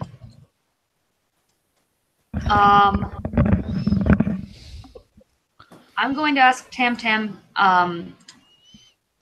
if there is, what exactly he's looking for, because I have a feeling that something in my possession might be what he's looking for. And he looks at you keenly, and he goes, "But we seek the one tree. For with the one tree, it's a bit complicated. But if we find this one tree, we can recreate something that was lost long ago. There are others who seek this and want to prevent us from doing this. And I bring great danger to this village being here. I hope nobody sees I'm here, but the assassin that has been here, I fear she is already told. That's why I cannot stay longer. Only a day or two, and then I must flee. I understand. Healthy. But yes, we seek the one tree, and we are on a ship, and we've been traveling for 14 years now, looking for this tree. We didn't know it was a tree at first, but that's another long story. Only recently we found that out. But I can't. It's a long story, and I don't want to endanger you too much, because if you fall in the wrong hands, you will have secrets that you cannot reveal. And I have enough of my own without need of others. I thank you. Of course, of course. And I hope that we find Jeru, and I hope he's safe, because if I could talk to him, it would answer many questions. He could possibly recreate some information that was lost in the library and whatnot. Indeed. If we find him, I'll make sure that he knows that you're here. Well, I wish you luck then, and I must go to sleep, and I guess you're going to go meditate, go to sleep as well. And he goes, by the way, I noticed that you still have your secrets, eh? Well, that is wise, though. It is a dangerous place. Well, if you remember me from my childhood, then you must know at least something of why I keep my secrets. Yes, very wise. I'm afraid the small woman knows. Oh. Did you not sense it? I sensed that she assumed something. Well, she's suspicious. Yeah. I intend on speaking with her when she is well. Yes, and that is your business, of course, and you are very wise, I can tell. Grown up very well. I wish you good night, though. I must sleep. I've been up prowling the grove, keep an eye on things. And he goes to sleep. And it's now later in the night. It's probably midnight when that finally happens. You guys talked into the night and reminisced. Unless you want to ask I'll give you another chance if you want to ask something. No, I think that's all I could think of. Yeah. And hopefully you'll see him again. Yeah. He is going to be here. Yeah, unless something happens. Always, I'm making the rolls and the plot keeps going in the background. And I realized this campaign's had a pretty intense start, and I've been pushing it. And that's all for sort of dramatic build and story build. It's going to be that way for a little bit, and hopefully enjoy the ride. So now back to you, gentlemen, before you crash. Any last words? Toasts? Oh, is somebody else talking? Yep. Any more questions you want to ask them, Belle? I think Or I'm all Shorty? right. Yeah. I just Got have a lot of one information. more thing to say. Whom are you, Belle? Pardon? I'm just a new rival here, and I'm kind of sitting at the table with everyone else. I say I don't know who any of you are. I'm a cleric of Pelor. Let's put it in text there.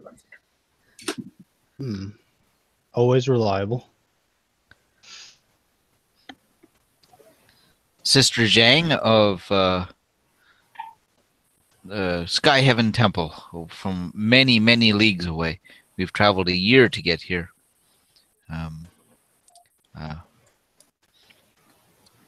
Well, it's unfortunate that your visit has caused you such distress. Hopefully I can relieve that for you. Some of the headache has subsided tonight. I will need a long night's meditation. I'm turning in early. So as soon as we're done our conversation here, I'm going to turn in early tonight to get a good night's rest. What do we have for rooms here? I know we had the one the other night. The three of us were in. Do we need 2 rooms this time? Yeah, actually, there are now 5 of you. And you could get cots brought in and stuff too if you guys want to get a bit cramped. Not too worried about privacy. In numbers, perhaps, though. Yeah, I do have my own room if you desire to use that as well. Split in 2. 2. Can we get him to give us 2 rooms side by side? Oh, so yeah, and Carrie says, well, it depends on availability. Some rooms are taken. Okay. You can get 2 rooms up there. They won't be side by side. Oh, okay. They'll be across the hall from each other, a little kitty corner. Well, I believe I have my own room because that's where I came from, right? Yes. Yeah, you would have a simple cot room upstairs, unless Yeah. you were sharing with somebody. And not to worry too much about detail. If you guys want, like, he could have the main. There's a large room with if I look at the map real quick. It's a trader's outpost. Where did I put that? Oh, I don't have the map for that.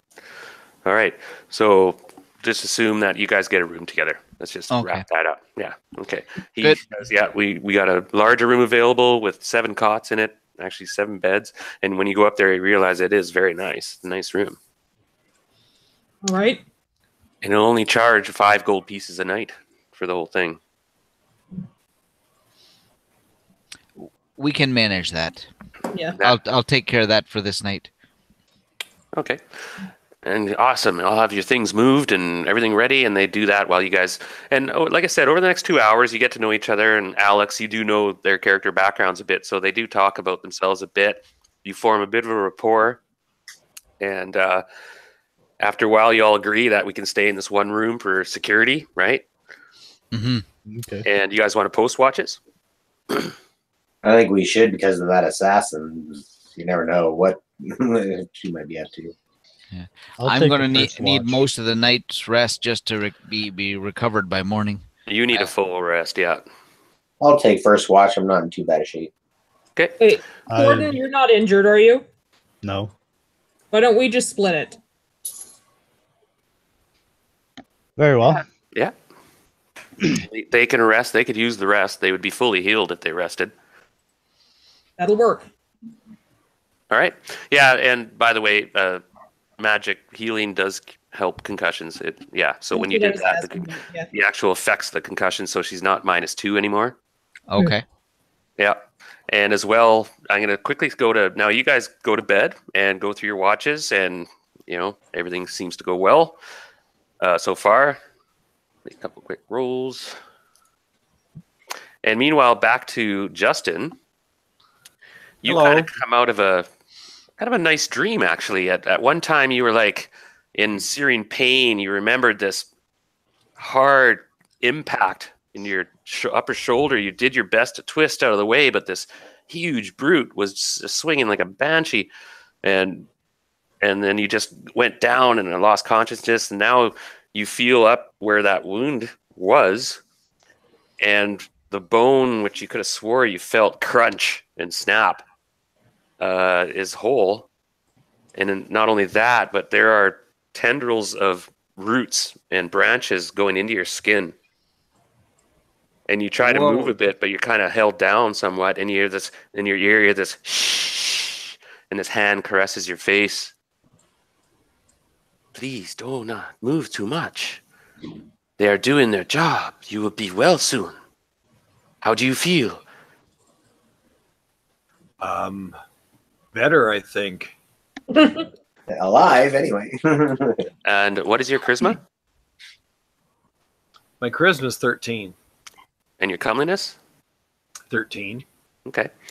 So she's like, okay, that's good. You feel better. You will soon be ready. We will release you, and you can go back to your friends, unless you wish to stay. How are my friends? Are they all right? I guess so. She seems bored. You guess so? They seemed a bit hurt, but they were all walking. They were concerned about you. You are almost dead. I believe that. I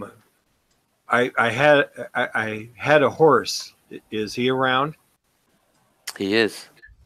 He's at the blacksmith. Oh, good. And he brought him, I think, somewhere to the inn or something. I'm sorry? He brought him to the inn or something, I think. Now, just a side note, Boudica, you know the blacksmith can be trusted. Yes, I remember. Okay, so when you brought Justin in and stuff, he was actually outside his blacksmith, concerned and looking. He kind of motioned you over, and you brought the horse over and said, "Can you take care of the horse, bring it over to the stables at the inn, and put it in its stall, and bat it down and whatnot. Okay, And we'll just assume that happened. If that's cool? that's cool with me. Yeah. So your friend, yes, he's in the end, everything is good. I think they wish to go in the morning. That's soon, and you can see just a crack of dawn. It's like 4:30 in the morning or so. Oh, I should get up and train. Well, you will be a little bit tender, but I will be able to heal you somewhat. Now she's going to roll to see how many hit points above 0 she can manage to give to you. And if you stay here a bit longer, hopefully that works. Ooh, nice. You're at +6 hit points. Whoa.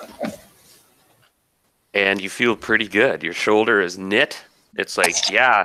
And she goes, show me. And she pulls these tendrils out of your shoulder and you see these little pucker marks. And she says, they will disappear after a month or so. These weird little pucker mark scars all over your shoulder and whatnot. And so you go down below underneath the tree and pull out your sword and go through some exercises like you do every morning. Right. Yeah. And greet the dawn.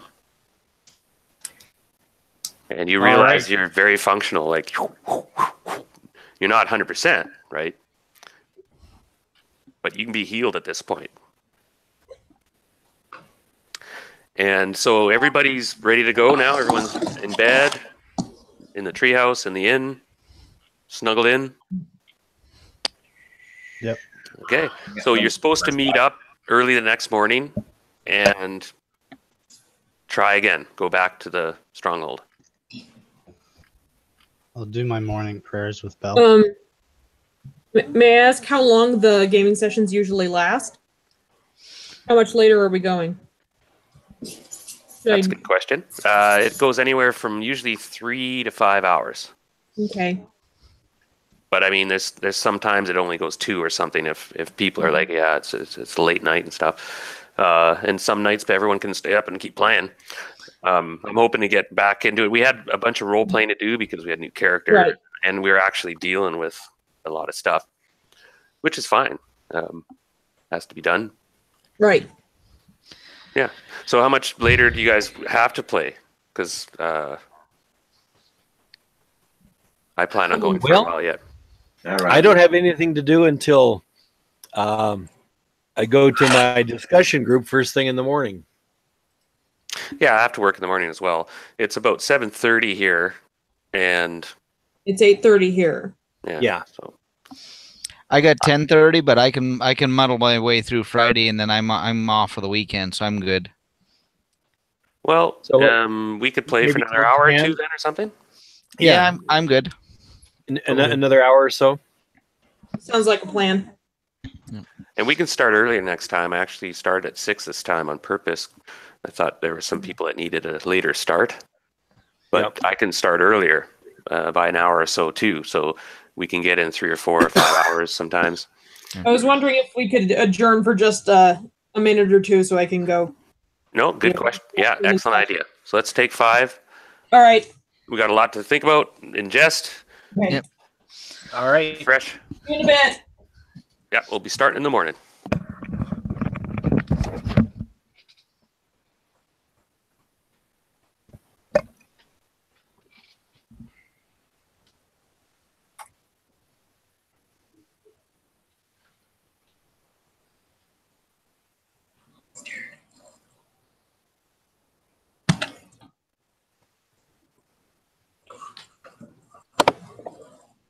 Well, while everybody's kind of away, Darren, are you still there? I think he was one of the people that left. I think he went for a bathroom break. Okay. Yeah. I'm just wondering. We didn't take much in the way of the bandits' armor, and I don't know that what they had was very good. I'm just thinking that Justin's armor is probably trashed. He's got some serious damage to it anyway. Yeah, he made some rolls last time. We need to get him something better somewhere. Yeah, the Smith Ow, ow. Dog, you have claws. I think one of the first things we need to do in the morning is instead of heading out early, is get prepared. We've got a couple of clerics now that helps, but a healing potion or two from the church would be nice. And Good idea. Yeah. and I'm for modesty's sake, I need a new set of robes. Yeah. Well, Yeah. Well, between that and the several run-ins with that assassin and stab wounds and now an axe cleave, I'm starting to lose cohesion with this particular set. I need a tailor or a seamstress in the morning. Yeah. Should be somebody around. Yeah, I bet there is one in town. What I'm wondering is, were we able to acquire any kind of wealth from those brigands? Not of particular note. I have some from the ogre mission we had. We had some. Relenora and I had some from that, but Relenora's departing in the morning. I was just wondering how I might be able to get some armor again. Oh, how much is? I've got 33 gold, I think. Well, the thing is, Justin has 1 gold and some change. Yeah. Yeah, we never did see anything decent on them other guys, did you? No. Oh, The wait a only minute. thing- We did get some gold off those brigands. We had non-running party treasure Okay, page. I'm looking here. It says I got 44 gold pieces. I think that's a few that I had plus what I picked off the bodies. So yeah, you can divvy that up. If And we have that can sword. if we can piece together enough to get Justin a set even of leather armor, because I think his studded leather is probably history. It might be repairable, but it's not usable in its current state. I think we might be able to swing for something a little better than that. Yeah, well, so the blacksmith Yeah. has these right across. We'll have to play that out here in the morning. Right. Studded is 15 gold. Oh, look here. Right here. So it was agreed in the Ring morning mail that is you would 30. meet at the inn. Yeah. And then ready yourselves and discuss the next step and get going. So in the evening, it's very peaceful and quiet. There's still militia patrolling the streets, probably will be for a few days until things calm down. And back at the treehouse, everything goes well. The grove is quiet. And in the morning, you were supposed to meet there like at 6 in the morning. So you guys have come downstairs and gone back to that same private room in which you're getting served breakfast, which is complimentary with that room. Okay. And you're being served by Carrie. Her sister's not on duty right now. Petunia's there. Actually, no, it's a new woman, another sister. He's got 3 daughters. Petunia is serving you.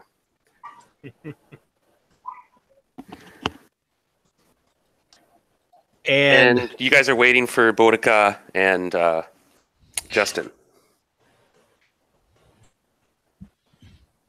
Now, Justin, let's rip real quick to the Grove. You were out there, and now you see dawn coming up. It's getting close to 6. And Boudica, you hear the swish and stomp of somebody in the Grove, and you're thinking, oh boy, something's crazy or something. But it appears that he's you go over there and you see Justin doing his practicing underneath the boughs of the dryad tree. And to your amazement, it's like his shoulder is fine, his collarbone is intact, he's alive, and seems to be doing pretty good. You see, still there's scars there and stuff though, and there's a bit of tenderness, but he seems to have no negative effect in that physically. Good to see you up and about. Do I see her? Yes. Yeah. Well, Boudica, you kind of present yourself, and you're just. Is she here actually, Heather?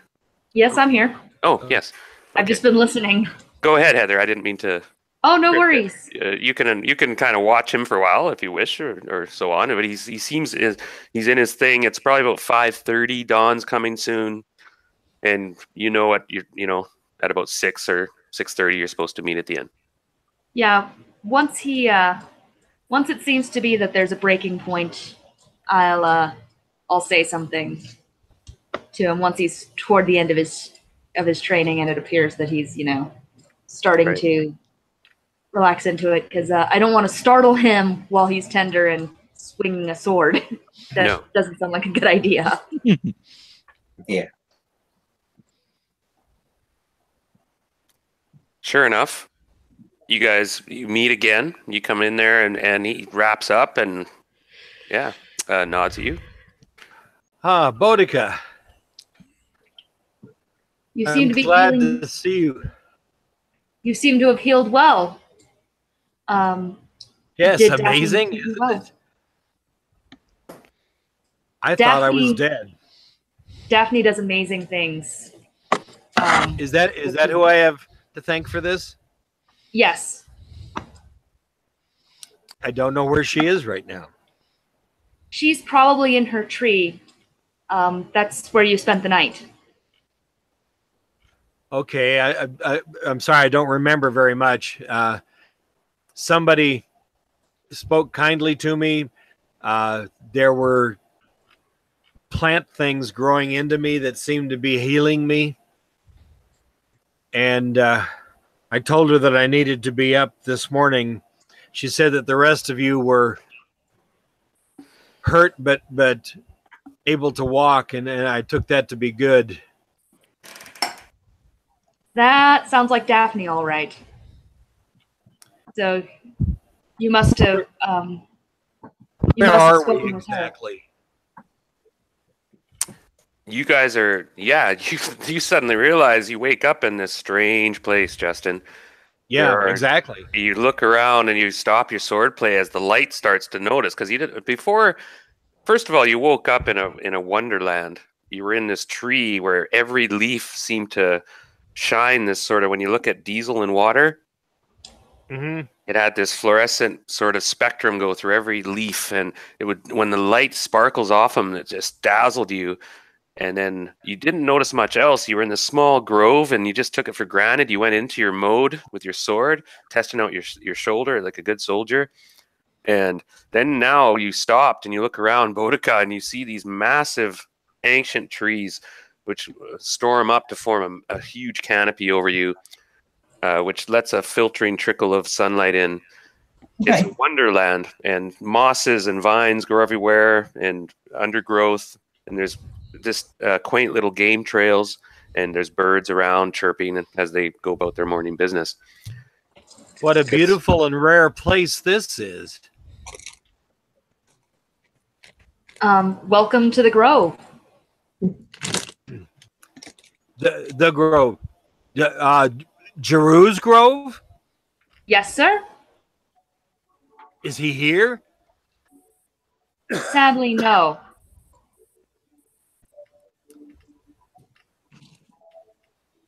We did not.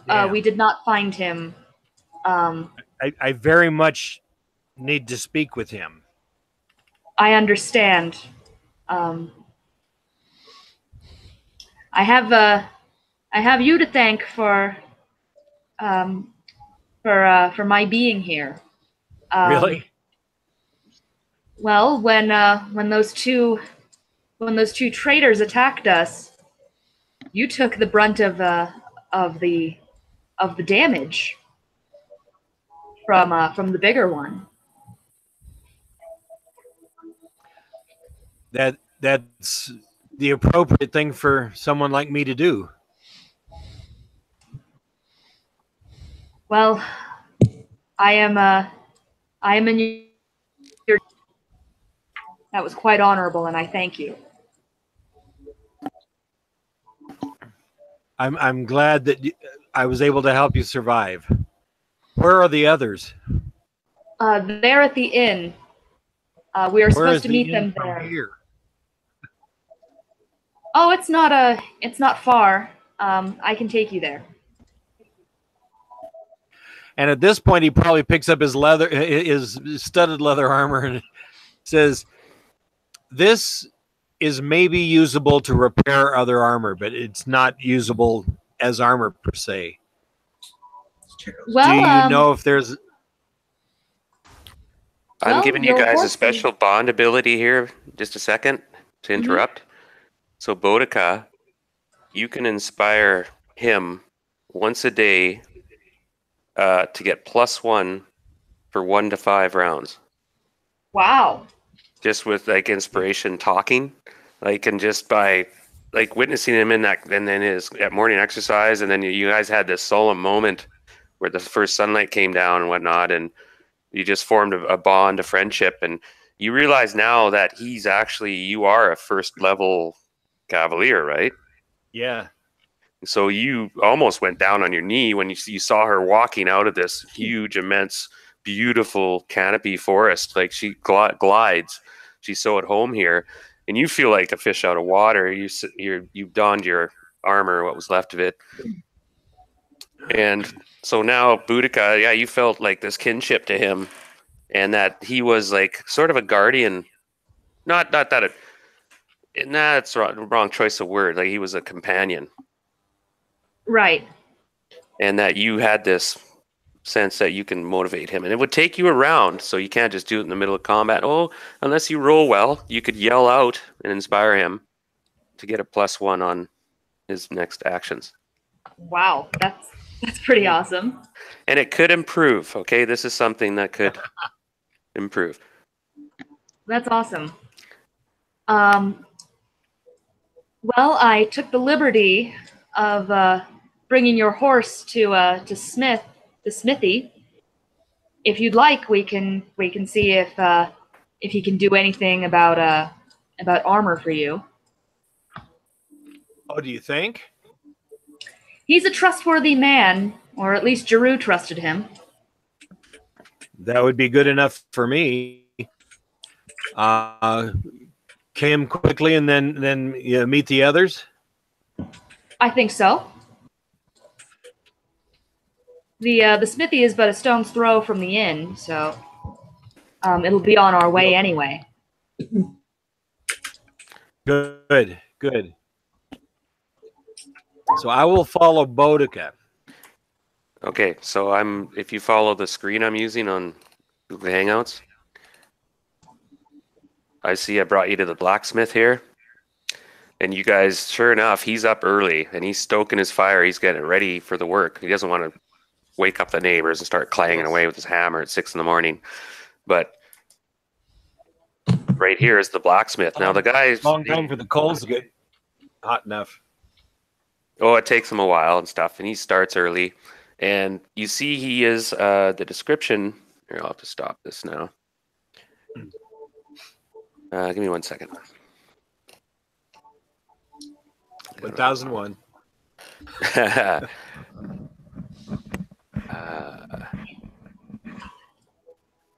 What number is that place? That's a blacksmith. Okay. His name is John Smith, and he's a young guy in his late 20s. He fought in a war when he was really young. You know that. He's kind of scarred up and stuff, but he's very nice guy, though. Trustworthy. The whole village likes him. Doesn't have a, bad bone in him. And Giroux trusted him. And he actually, you've seen him come in the grove unattended. He can go in the grove. And that's a big thing to you, Boudica. Oh, yeah. He can actually go into the grove. Well, it means that he's not only trustworthy to Giroux, but he's also trustworthy to the grove, and that's an even higher esteem. So now you go to John Smith, and he has a simple blacksmithy, but it's well built, well maintained. And this is an NPC in the village, of course. He's always found here 7 days a week, almost. You think, and you notice he's conveniently located right across from the entrance to the grove. And he sees you guys coming, and he's stoking his fire, and he looks up, and hey, is that be you, Boudica? And you bring that big lad that you left with the other day. I did. Unfortunately, we have come into a bit of trouble, and my friend's armor has taken quite a beating. Quick, well, come in, lass. Come in here. And he motions you to come into the main proper area. It's really warm in there now. The fire's stoking and stuff, and it's nice. And he's like, here. And he gets some mugs, and he pours some of this black brew and hands it around to you guys if you want it.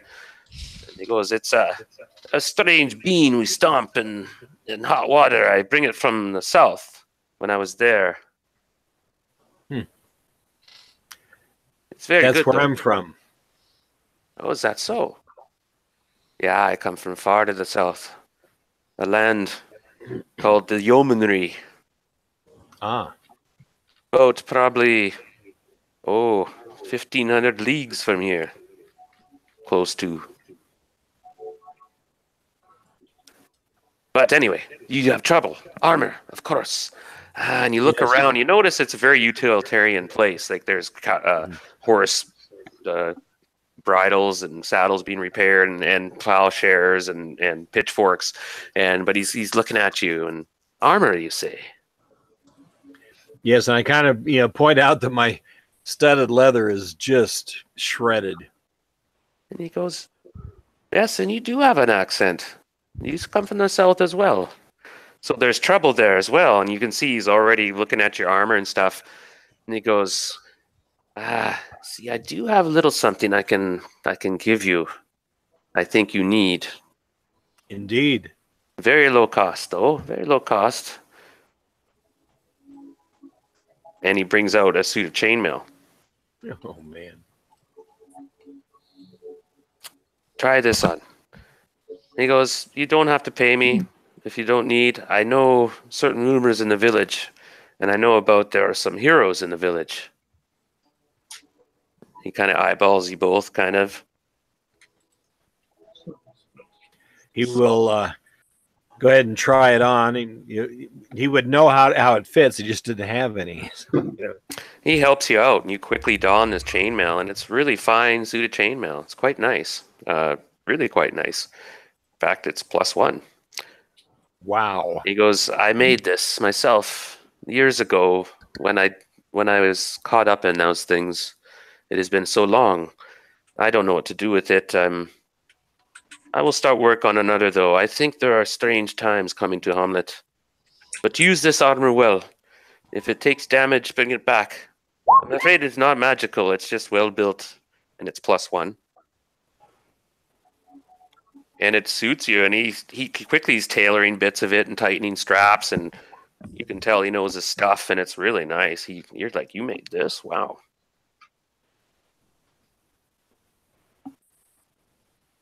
Good smith. I am so much in your debt.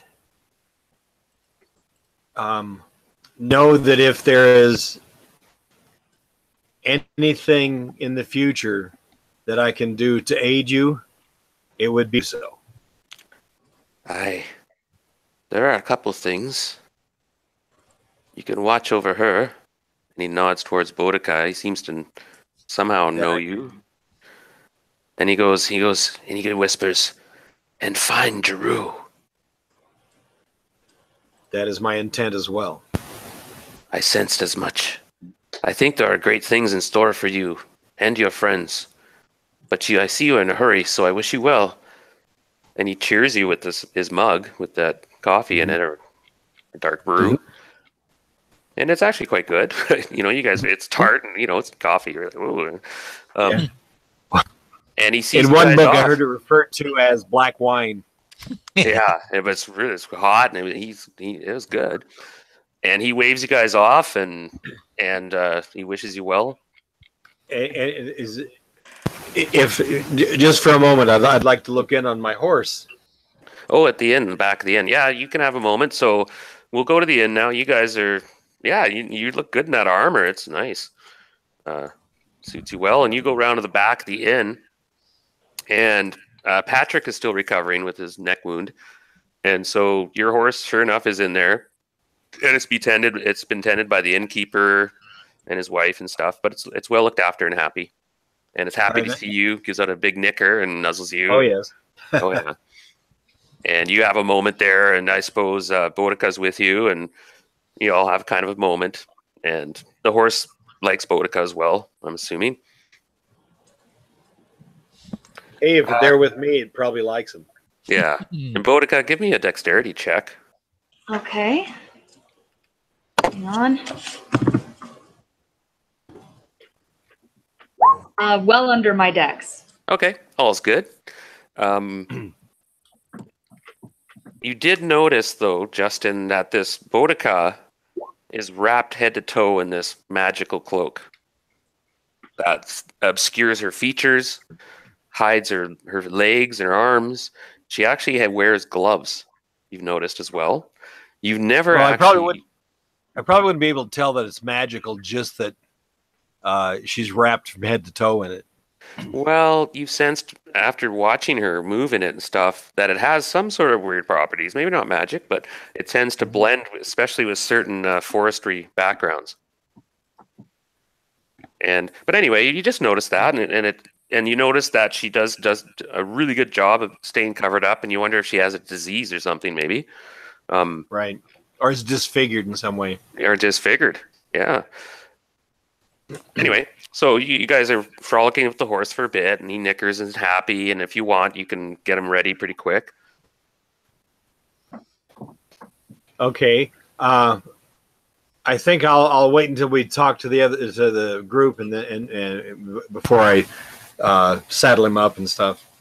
And if you want to take him too, right? Right. Darren, I have a question. Okay, back to you guys. Yep. Yeah, I'm going to go talk to the blacksmith too, because I remembered I picked up that longsword and it had a cloth wrapped around the handle and that. Yeah, the one you found in the paneling? Yeah. I'm going to have him take a look at it, because I'm a little leery about using it because I think it might be cursed or something. Okay, I forgot to mention as well. No. Like, I haven't drawn it or anything. I haven't really even touched it. I've just grabbed it by the cloth, and I'm like, I'm not sure what I want to do with this. Okay. Okay, yeah, you can. You don't know the smith. Okay, so you weren't there, and you're not friends with him or anything. So, I mean, I'm not sure if he was a guy you'd go and show the sword to until you've talked to others and stuff. Yeah, well, bear that in mind. But for now, let's assemble at the inn. So you guys say goodbye to the horse for now.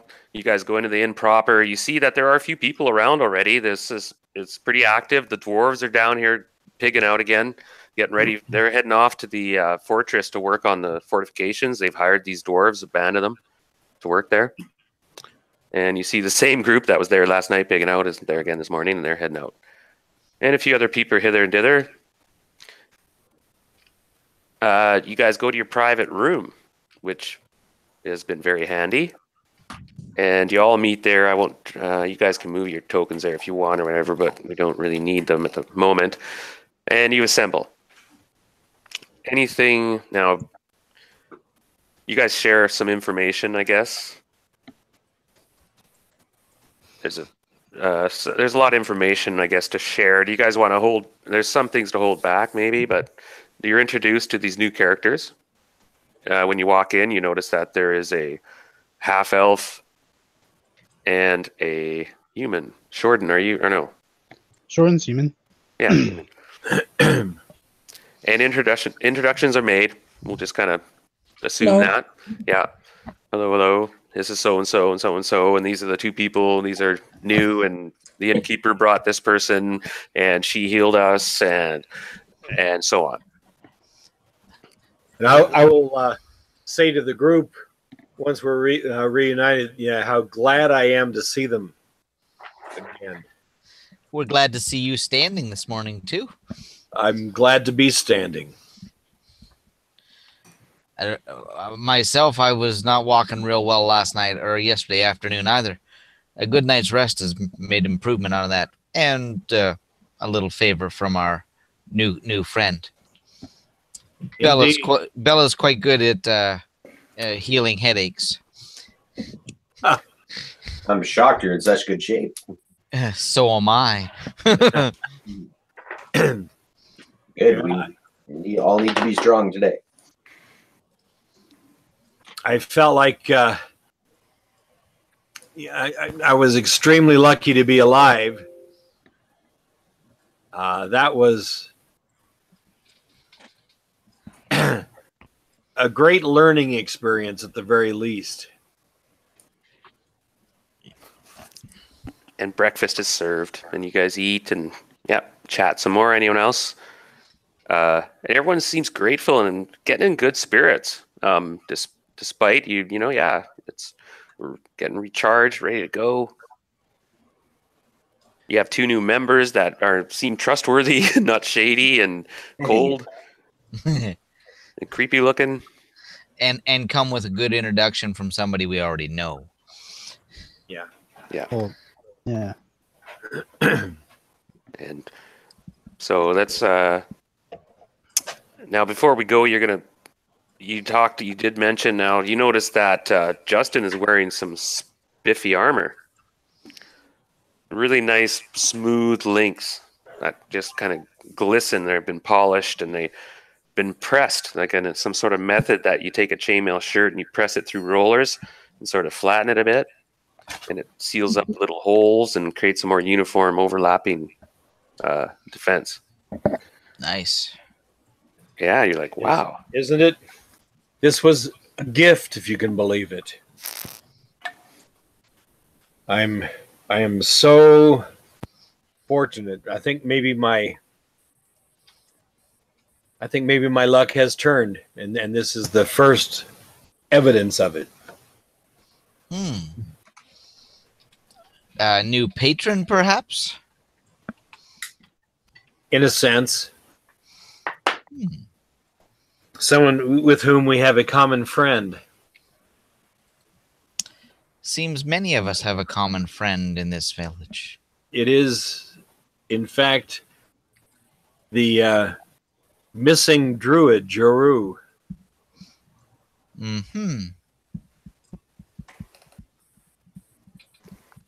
Boudica. Sorry. Yes. Go ahead. Until we can actually find him, I think there is much for us to do around here. Yeah. I would, for one, like to find that red-headed hellion that sicked her bully boys on us at that semi-ruined fort. Don't you think? That would be a good place to start. Yeah, well, Perhaps she we heard a shouldn't- couple others escaped, right?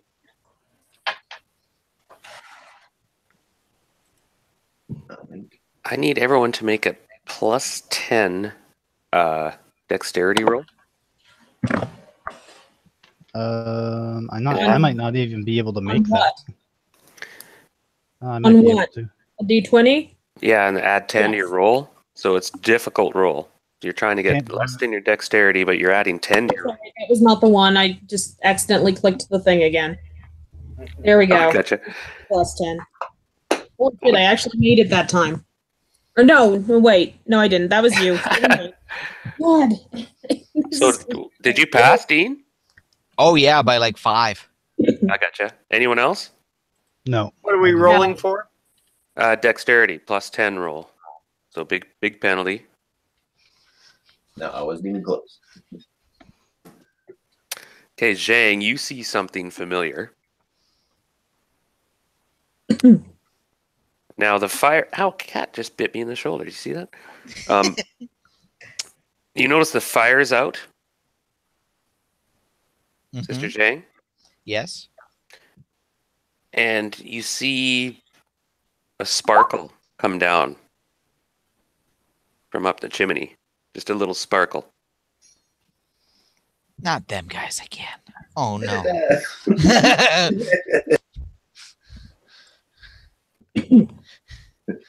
But he's bringing coal, or worse. Probably.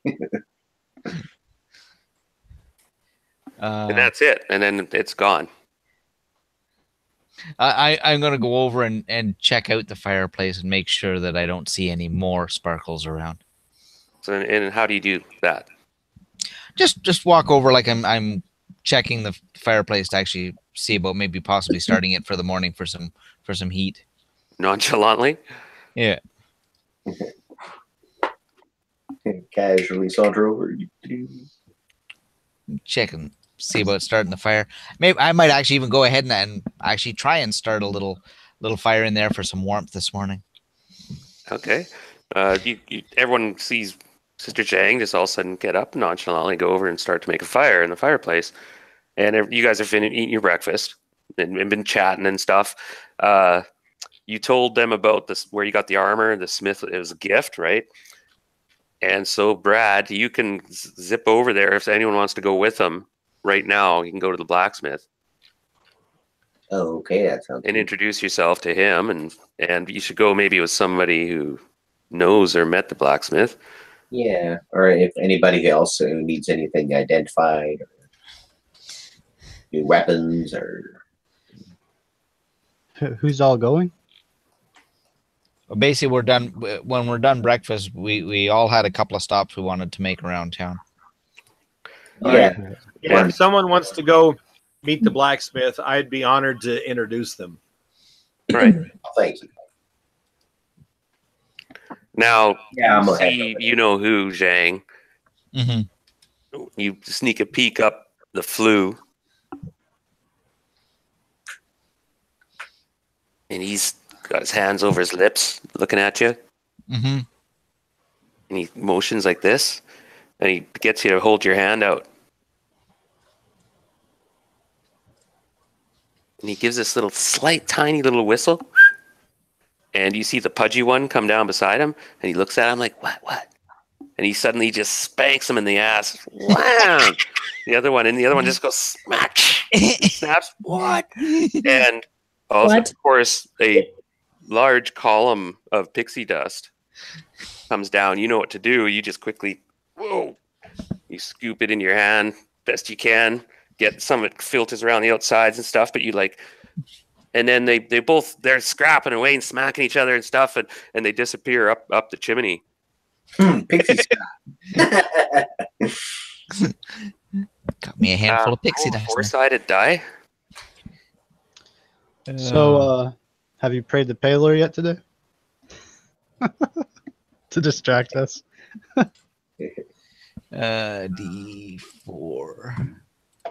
And make a dexterity check first.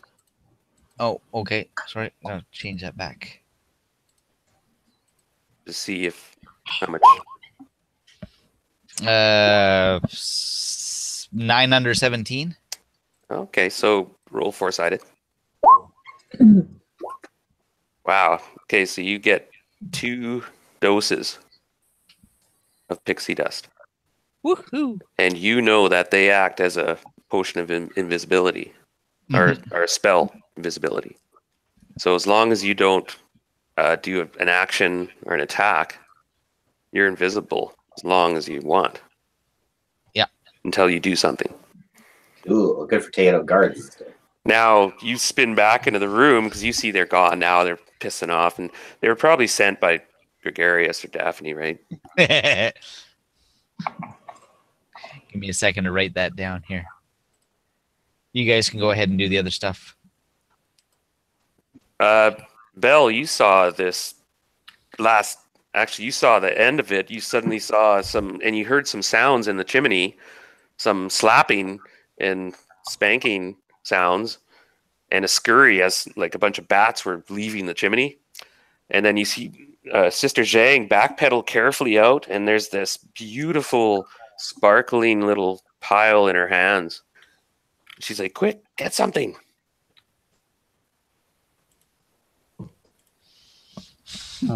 Um, Shorten, you're there. You see this. Sister Zhang turns around and her hands are Follow her cupping forward or something. like diamond dust or something. I'll Rainbow take color. I'll take out a small bundle of bread from my my rations, and I'll just kind of put them on the table and hand them to the cloth. Carefully put them in the cloth. You tip it in there and it pours in. And you're like, what the F was that? That was some more of them strange friends from around town. Everybody seems to have a couple in this place. And there's a long story to that. We've Really? played about 3 or 4 sessions with his characters. The names are Pico and Nico. Okay. Something like angel dust.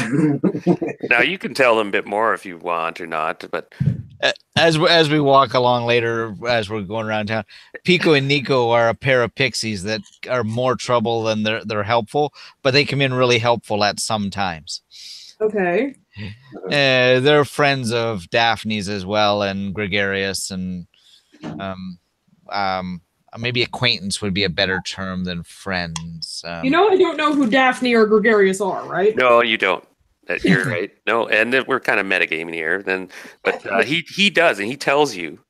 Now he's holding back a lot of information, and you're just getting names, and you're just like, wow, this village is a bit more than I expected. You were just passing through. Oh no.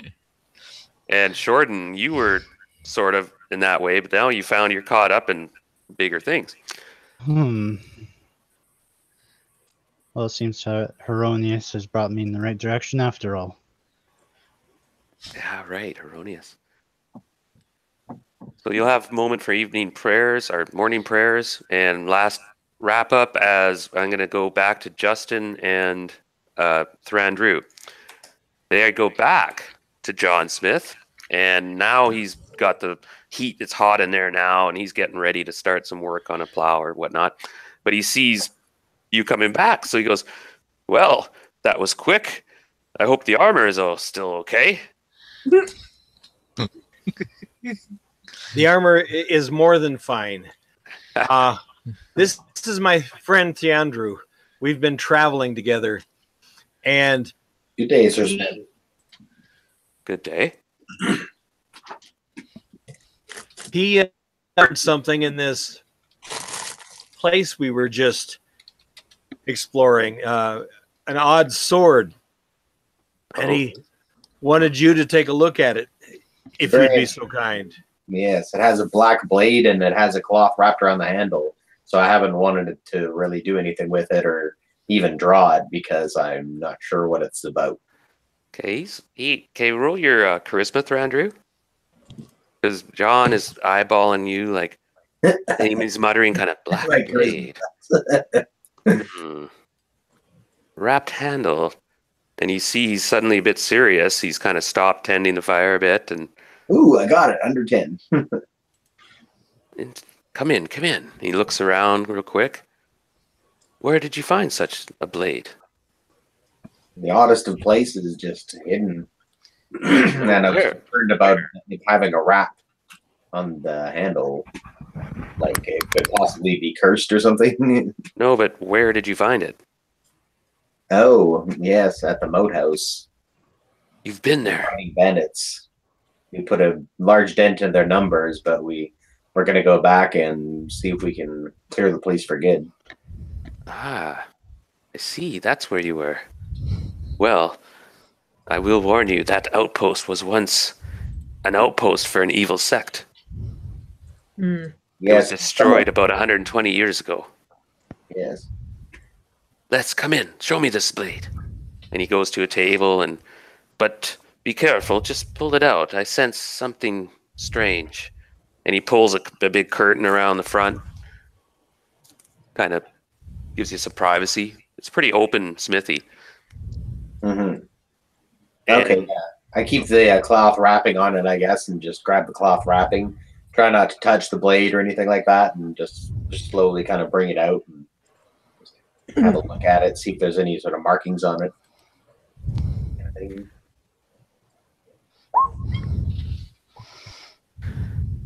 Okay, he had to. I made an intelligence check for him.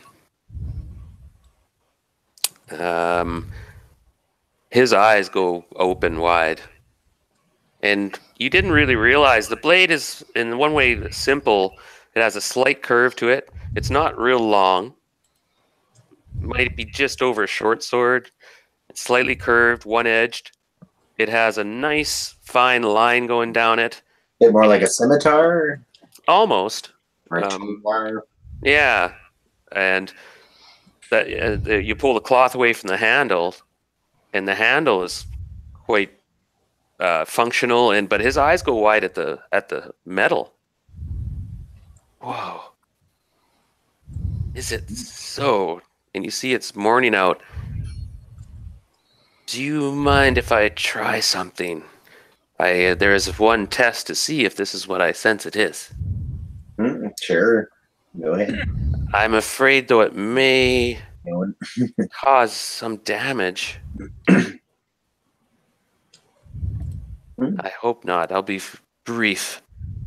And he pulls the curtain aside, and there's some sun slanting in now in the morning. It's about 6:37.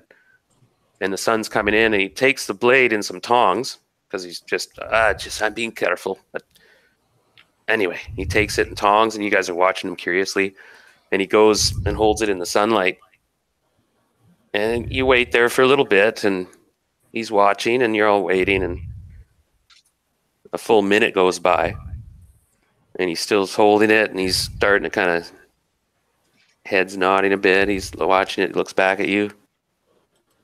Another full minute goes by, which is, you're just standing there, and he's holding it. Now make a dexterity check, +5. Who's there? Justin and Thrandrew? Okay. Okay, I made it. You see, and you think you see, Justin, I'm not sure, did you? You I have the dice. There we go. Nope. Okay, Thrandrew, you happen to see just the faintest, where the sun has been burning on the side of the blade for a while, the faintest little wisp coming off the steel. And then John is like, look. And he pulls it out of the sun and brings it back to the table, and you all get closer and look, and you can all now see there's a faint remnant of wisp coming off where the sun was hitting it. Adamantyne. This is troubling. This is a steel from a strange place. The sunlight itself corrodes it. I know some about the drow. What? Shh. I have not heard. That's myth. No such thing as drow.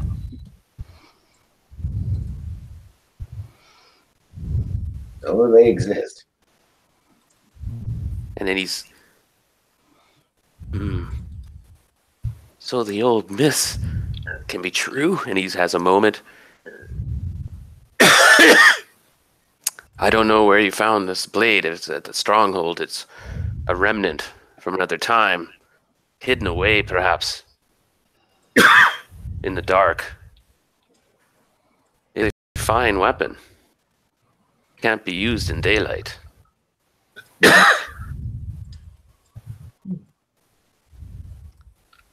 And it is a +1 scimitar.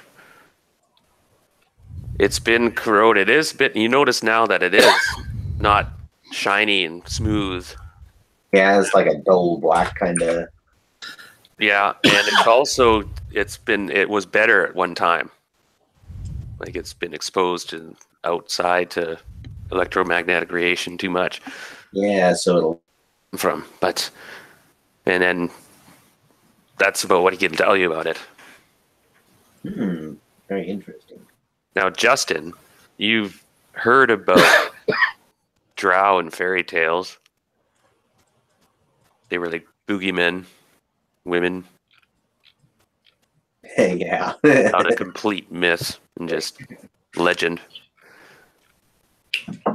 And so you're not sure what to make of this. Whispers of spiders. Nastier thing. And so we'll roll forward now. And you guys come back to the inn unless you have anything else to do. The blacksmith guy seems a bit troubled, and is there anything else? He can help you. He can fix stuff. He can, he can fix armor and weapons and such. Do you have any regular swords for sale? Justin will thank John Smith for his time and his knowledge.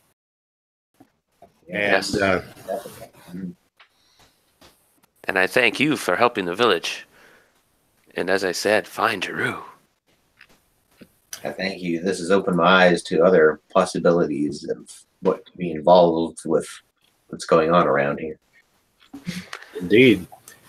I thought these creatures were just fairy tales.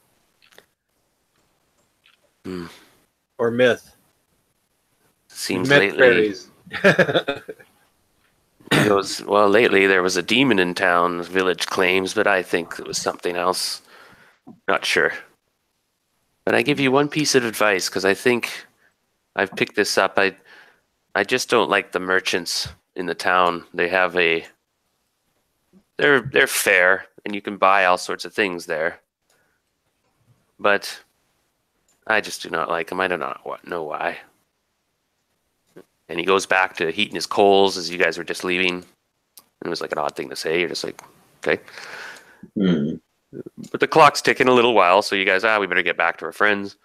Yeah, fair enough. Yeah, so we bid Smith thank you for his time. See you later. Yep. And back in the inn, you go back to your room, and everyone's kind of assembled back, and there's been some excitement in here. They were still finishing up, and... There we go. Okay, I got kicked out there for a sec. Oh, no. She's back. So they're just coming back from the smith, and they found out some interesting things about this. Yeah, I say you're not going to believe what this thing is. Oh, the motif on the hilt and stuff was demonic.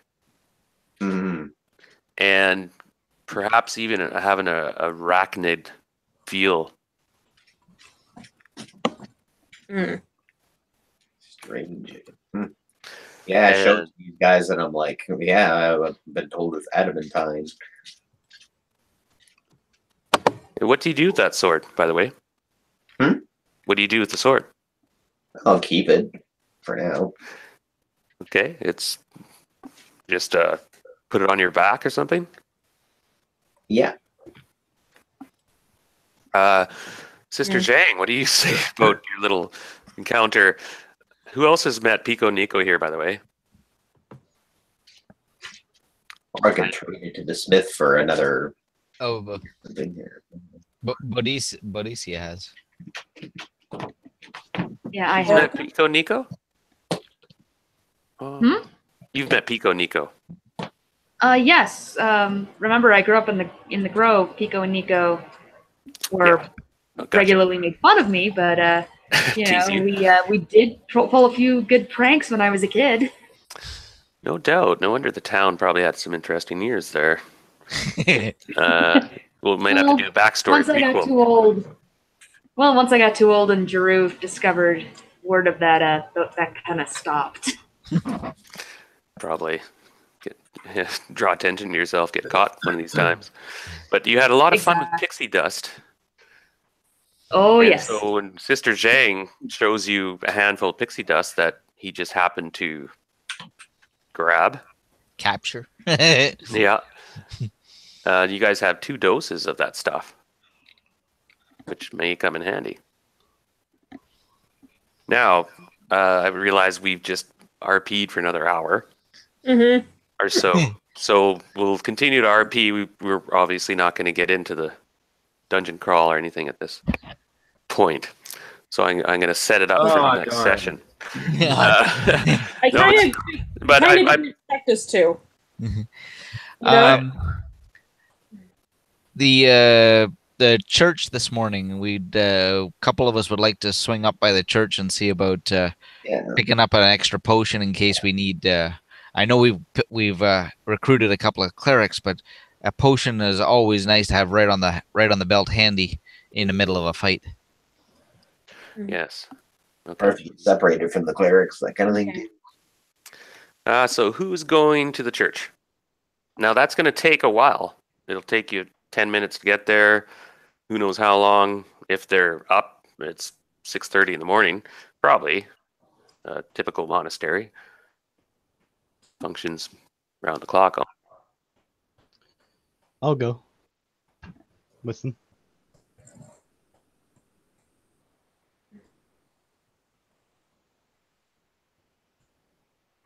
Hello?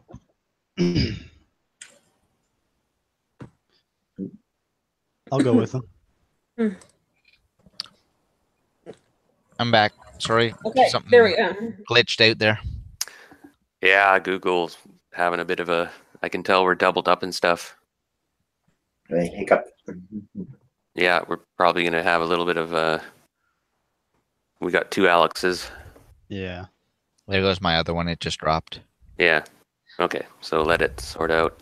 All right, as I'm just looking up the specs here for the church. You can move your tokens up to the church if you wish. I actually have it mapped out and ready to go. And it's way up here. So you guys can do a little tour of the village at the moment if you you would walk down the street outside here. Mm-hmm. On the left you'd see the town hall newly built. It's dwarfed by the inn. It's not that big actually. There's some farmers and weavers, like professional area you're coming into. There's a bridge. And I should actually share this a minute. Oh, come on, game. There we go.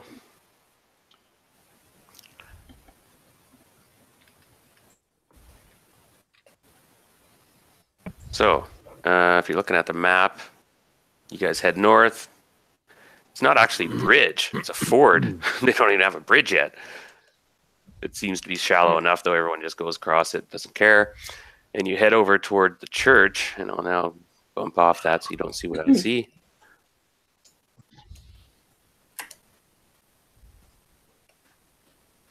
And let me have a look here. I was just getting my stuff.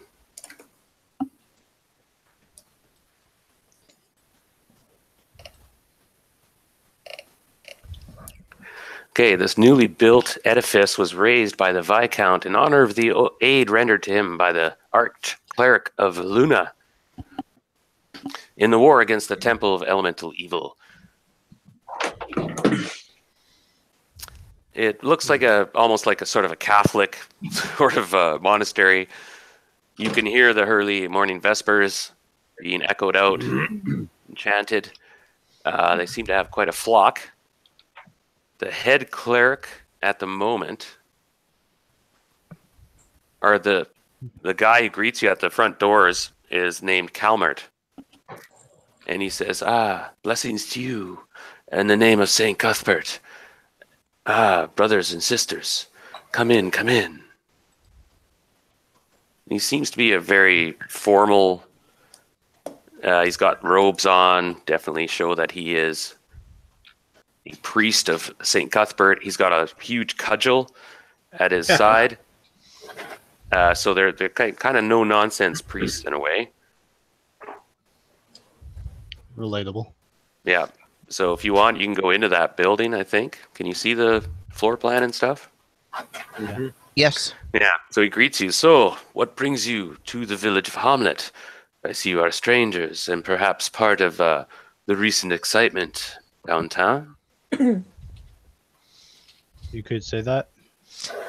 Maybe last night's excitement had a little bit to do with us returning, which has a lot to do with us visiting you this morning. Oh, I see that you appear to be fair and truthful. And if you wish to undergo the testing, we will give you our complete trust. Testing. What manner of testing have you I will initiate a no alignment spell.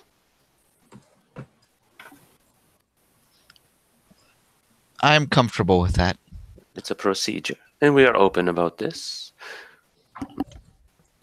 Very well. I'll perform the test. Who's all here? I was just wondering that. Justin, you can come, of course, if you wish. Okay. Yeah. And do you wish it too, my son? He turns to you. I have nothing to hide in that regard. Oh, of course not. But you would understand that you will earn the full trust of the Father Church. St. Cuthbert will give you his blessing. Kneel down, brothers and sisters. And you guys can go down on one knee, he seems to indicate. Mhm. And a couple acolytes come on either side of him, and they're swinging these little urns and such, and elaborate gold, and it's a pretty rich place. Now, this is a beautiful church. It's quite new. It's built like with marbles or marble, and the floor is mosaics, and there's beautiful tapestries, and so on. And this main area is meant to impress people as they come in, right? Majestic columns go up to the roof, and there's music and solemn chanting coming from some chamber somewhere. It's pretty impressive, and you guys feel comfortable, and you feel protected, and you feel that this is a place of good. It seems to be. The reputation of St. Cuthbert is one of goodness and charity, but also of force. They're no-nonsense order that they will fight for good. Not And quite what smite I'm evil. used to. It's a little Yeah. smaller than the Temple of Heronius back in Greyhawk. Mm-hmm. Hmm. That would be a majestic temple. Oh, yes. Mm-hmm. Yeah, of course. But for this village, this is pretty impressive, and it makes its mark. And he does cast a spell on each of you of no alignment, and he nods benevolently as he does so to each of you. Rise, brothers, sister, rise. Though you are foreigners and not followers of St. Cuthbert, I sense this. You are now accepted in the church, and its full services are at your disposal. Now, what can St. Cuthbert do for you to further good? We've recently taken much damage in battle, and various scuffles and such. Would there be any magical healing that we could offer payment for or trade services for? Of course. Of course. However you do it in this realm of the world. I am very far from home. Yes, and we further the good by offering this service. But there are expenses, you understand, and offerings to St. Cuthbert himself. We can do some minor healing for, a paltry 50 gold pieces per session. And for more serious, it depends on the grievance or the injury, and depends on who is currently on the staff and in the area. For at the moment, our canon is busy leading Vespers, but he has great powers. And the head of our order is in the east and is on business of the church. Mm-hmm. Do any of you require a heal? We were thinking more along the lines of potions that we would be able to use At need. at need in the field. These we do not have too many of. These sort of things are not in our repertoire. We deal mostly in spells of healing and powers. You'll have to look elsewhere for that. Now, little fourth wall alarm bell to... Relinora isn't here, is she? No. Forget it. You can't do that. Just bait us and then say forget it. Relanora hinted that the gypsies, to her, the people that she had been with, the gypsies had dealt with potions and embalments and herbs, Okay. but you have to have a connection there. Zhang and Relanora and Father John all stopped there on our first mission. Oh, No. that's right. So you guys did meet them, and it all went well, right? I recall. Mhm. We had a Church wonderful St. conversation. The older gentleman that had stayed behind during the wedding night and made a couple of comments about the women being in charge of the area. Now, the Yeah. village is getting active. People are coming out. Now, are you guys wear any disguises, or do you go about your business doing what you do? Do you have a reason to hide? You should let me know that now. You've been given some warnings about the village, and it's some of them more specific than others. And it's hard to tell who Our is. characters stand out a little. Yeah. Hmm. Well, I think that we need to be heading on our way then. A disguise will be unnecessary if we're not here. Very true. So he blesses you again and gives you the thanks of Saint Cuthbert, but he can heal you guys if you're hurt right now. Just at this point, He sees you need healing, by the way. He's Ooh. Justin. yeah, Justin's still down like 5 hit points. Would you like me to heal you? Could you? Yeah, I can. Yes. I recommend a wiser course of action might be to save that and let one of the acolytes of the church do that. Do you have 50 gold? From the ogre mission, yes. Oh, so you step forward? Yeah. And by all means. That's why I was talking for this one, pretty much. Yeah, good call. I wanted the potions after that head injury. Oh yeah. So you give him 50 gold pieces, and he, lo and behold, he can cast that Cure Light Wounds, which he does, and 7 hit points. So I guess that's your max. You max out. Oh yes, I'm all better now. That's good. Oh, and there was some stuff, Justin. I wanted to talk to you about your sword. Oh And yeah. I wanted to, and I forgot, because I was going to do that when you woke up and were doing your sword play, and Boudica would witness this. You need to roll a 100-sided die for me. So everybody, sure. bear with me. This is now when you hit first level and you woke up out of this dream state of pain, Yes. and you first grabbed your sword, you didn't think twice, but there was something different. And when you went in your sword play, Boudica, you were watching this and you witnessed this. And this was what kind of formed the bond, because you kind of witnessed what will be his secret at the moment. And give me 1 minute. Come on, computer. There we go.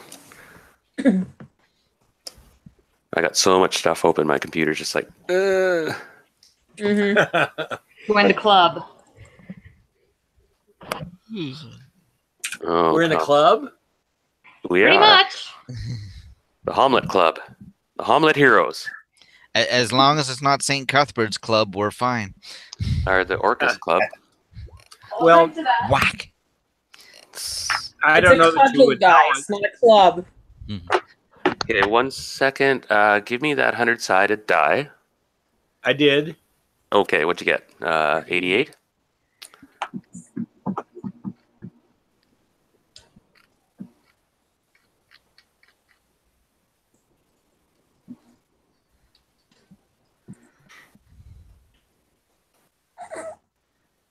Mm. Easy for you to Does say. that sword have any I'm bonus at getting the kind of moment? tired. I'm sorry. Yeah, pardon me. Does that sword have any bonuses at the moment? Not that I'm aware of. It's my dad's sword. You've alluded to it being special in some way or other, but that I don't know how to utilize it. No, interesting. At least that's what you said in the past. Maybe if I'm a full-fledged cavalier, maybe I would know. Interesting. One moment. The sword, now this sounds insane to you, but you can swear, even with your injury, the sword seems lighter and quicker. And you almost sensed that it was just a part of your arm.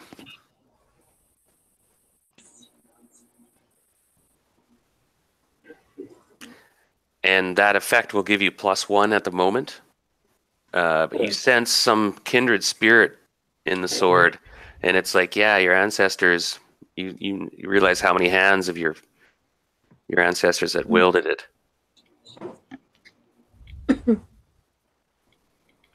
Interesting.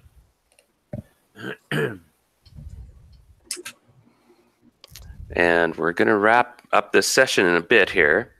Okay, because I'm kind of zoning out here. I'm getting tired and just kind of like, you know? Yeah. All right. So actually, we'll probably wrap it up pretty quick here. You witnessed him with this sword, and it blurred around, and you thought he was almost like dancing with a partner, and it was a moment.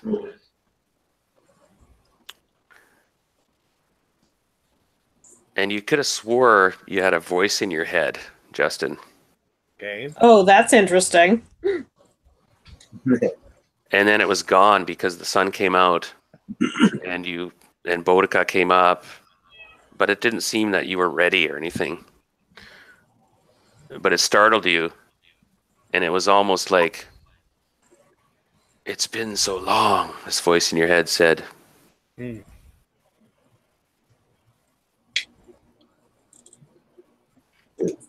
And then it stops, and then the sword is just, but it feels lighter now. And then that moment's gone though, and then we will progress forward. But it is +1, and you sense it could be magical. Wonderful. Now, you guys come back from the church. You guys all meet in front of the inn. I think we're more or less ready to go. The gypsies aren't up till noon, so you can't go there. And they're picky about when you go there. Showing up with strangers would probably piss them off. John Smith does give you guys 2 potions of healing. Wow. He has all sorts of goodies back there, and he recognizes you guys are going into danger. And he seems a true friend. So any questions before I stop the stream and whatnot? And I appreciate the fact that none of us drew a weapon in 3 hours. But we do have a solid party, I think, gelled. We've got everything set up for later, yeah. Yeah. Exactly. Oh, and I had a lot of fun. Now, are we playing next Wednesday or next Thursday? I would prefer I Wednesday. think we needed to do Thursday because of Heather's schedule. She was flying. Of my flight. Because I'm gonna have. Yeah, I'm not gonna have much of a layover looking at my schedule. Because the layover between my Newark flight and my Albany flight is about 50 minutes. Well, no. If you're busy, you're flying around and stuff. That's understandable. Don't. I'm just trying to find a day. Like, let's move it. How about Monday night? No, I already have a game on Monday. Okay. Okay. And Tuesday you've got the Blues. No, Tuesday I got a game. Well, we may skip a week too. I would Mm. like to play next week though. I was gonna say Thursday or Friday would work for me. Would it work for anyone else? Thursday would work for me. It's fine with me, I guess. Yeah. I got a pretty open schedule. Yeah. Thursday the 21st or Friday the 22nd, either one could arguably work for me. Hmm. I've got a friend playing in the live music part of the local farmers market on the 21st, but I don't have to be there. I'm not playing with him, so. Well, then I know Alex Thursday is a bit tricky. I have to either play really earlier or later than. Because. What about Fridays then? I don't really have anything on Friday either. Friday could work. Okay, well, how about for now? Let's think about Thursday or Friday. I could start earlier. I could start at 4:30 my time, which is like 5:30 Troy's time. Yeah. And it would be 7:30 for those of us who will be on the East Coast. Right. Right. And like I said, most of my adventures in New York are going to be within an hour or two of where we're staying, so I can easily schedule to be back by 6 o'clock. Okay. So let's not write it in stone at the moment. I'll send out a message tomorrow probably or the next day and just kind of maybe put a poll up. But Thursday or Friday, it looks like I think I can pull either of those days. Yeah. So okay. Sounds good. Thanks everybody for coming. I'm going to stop the thanks. broadcast.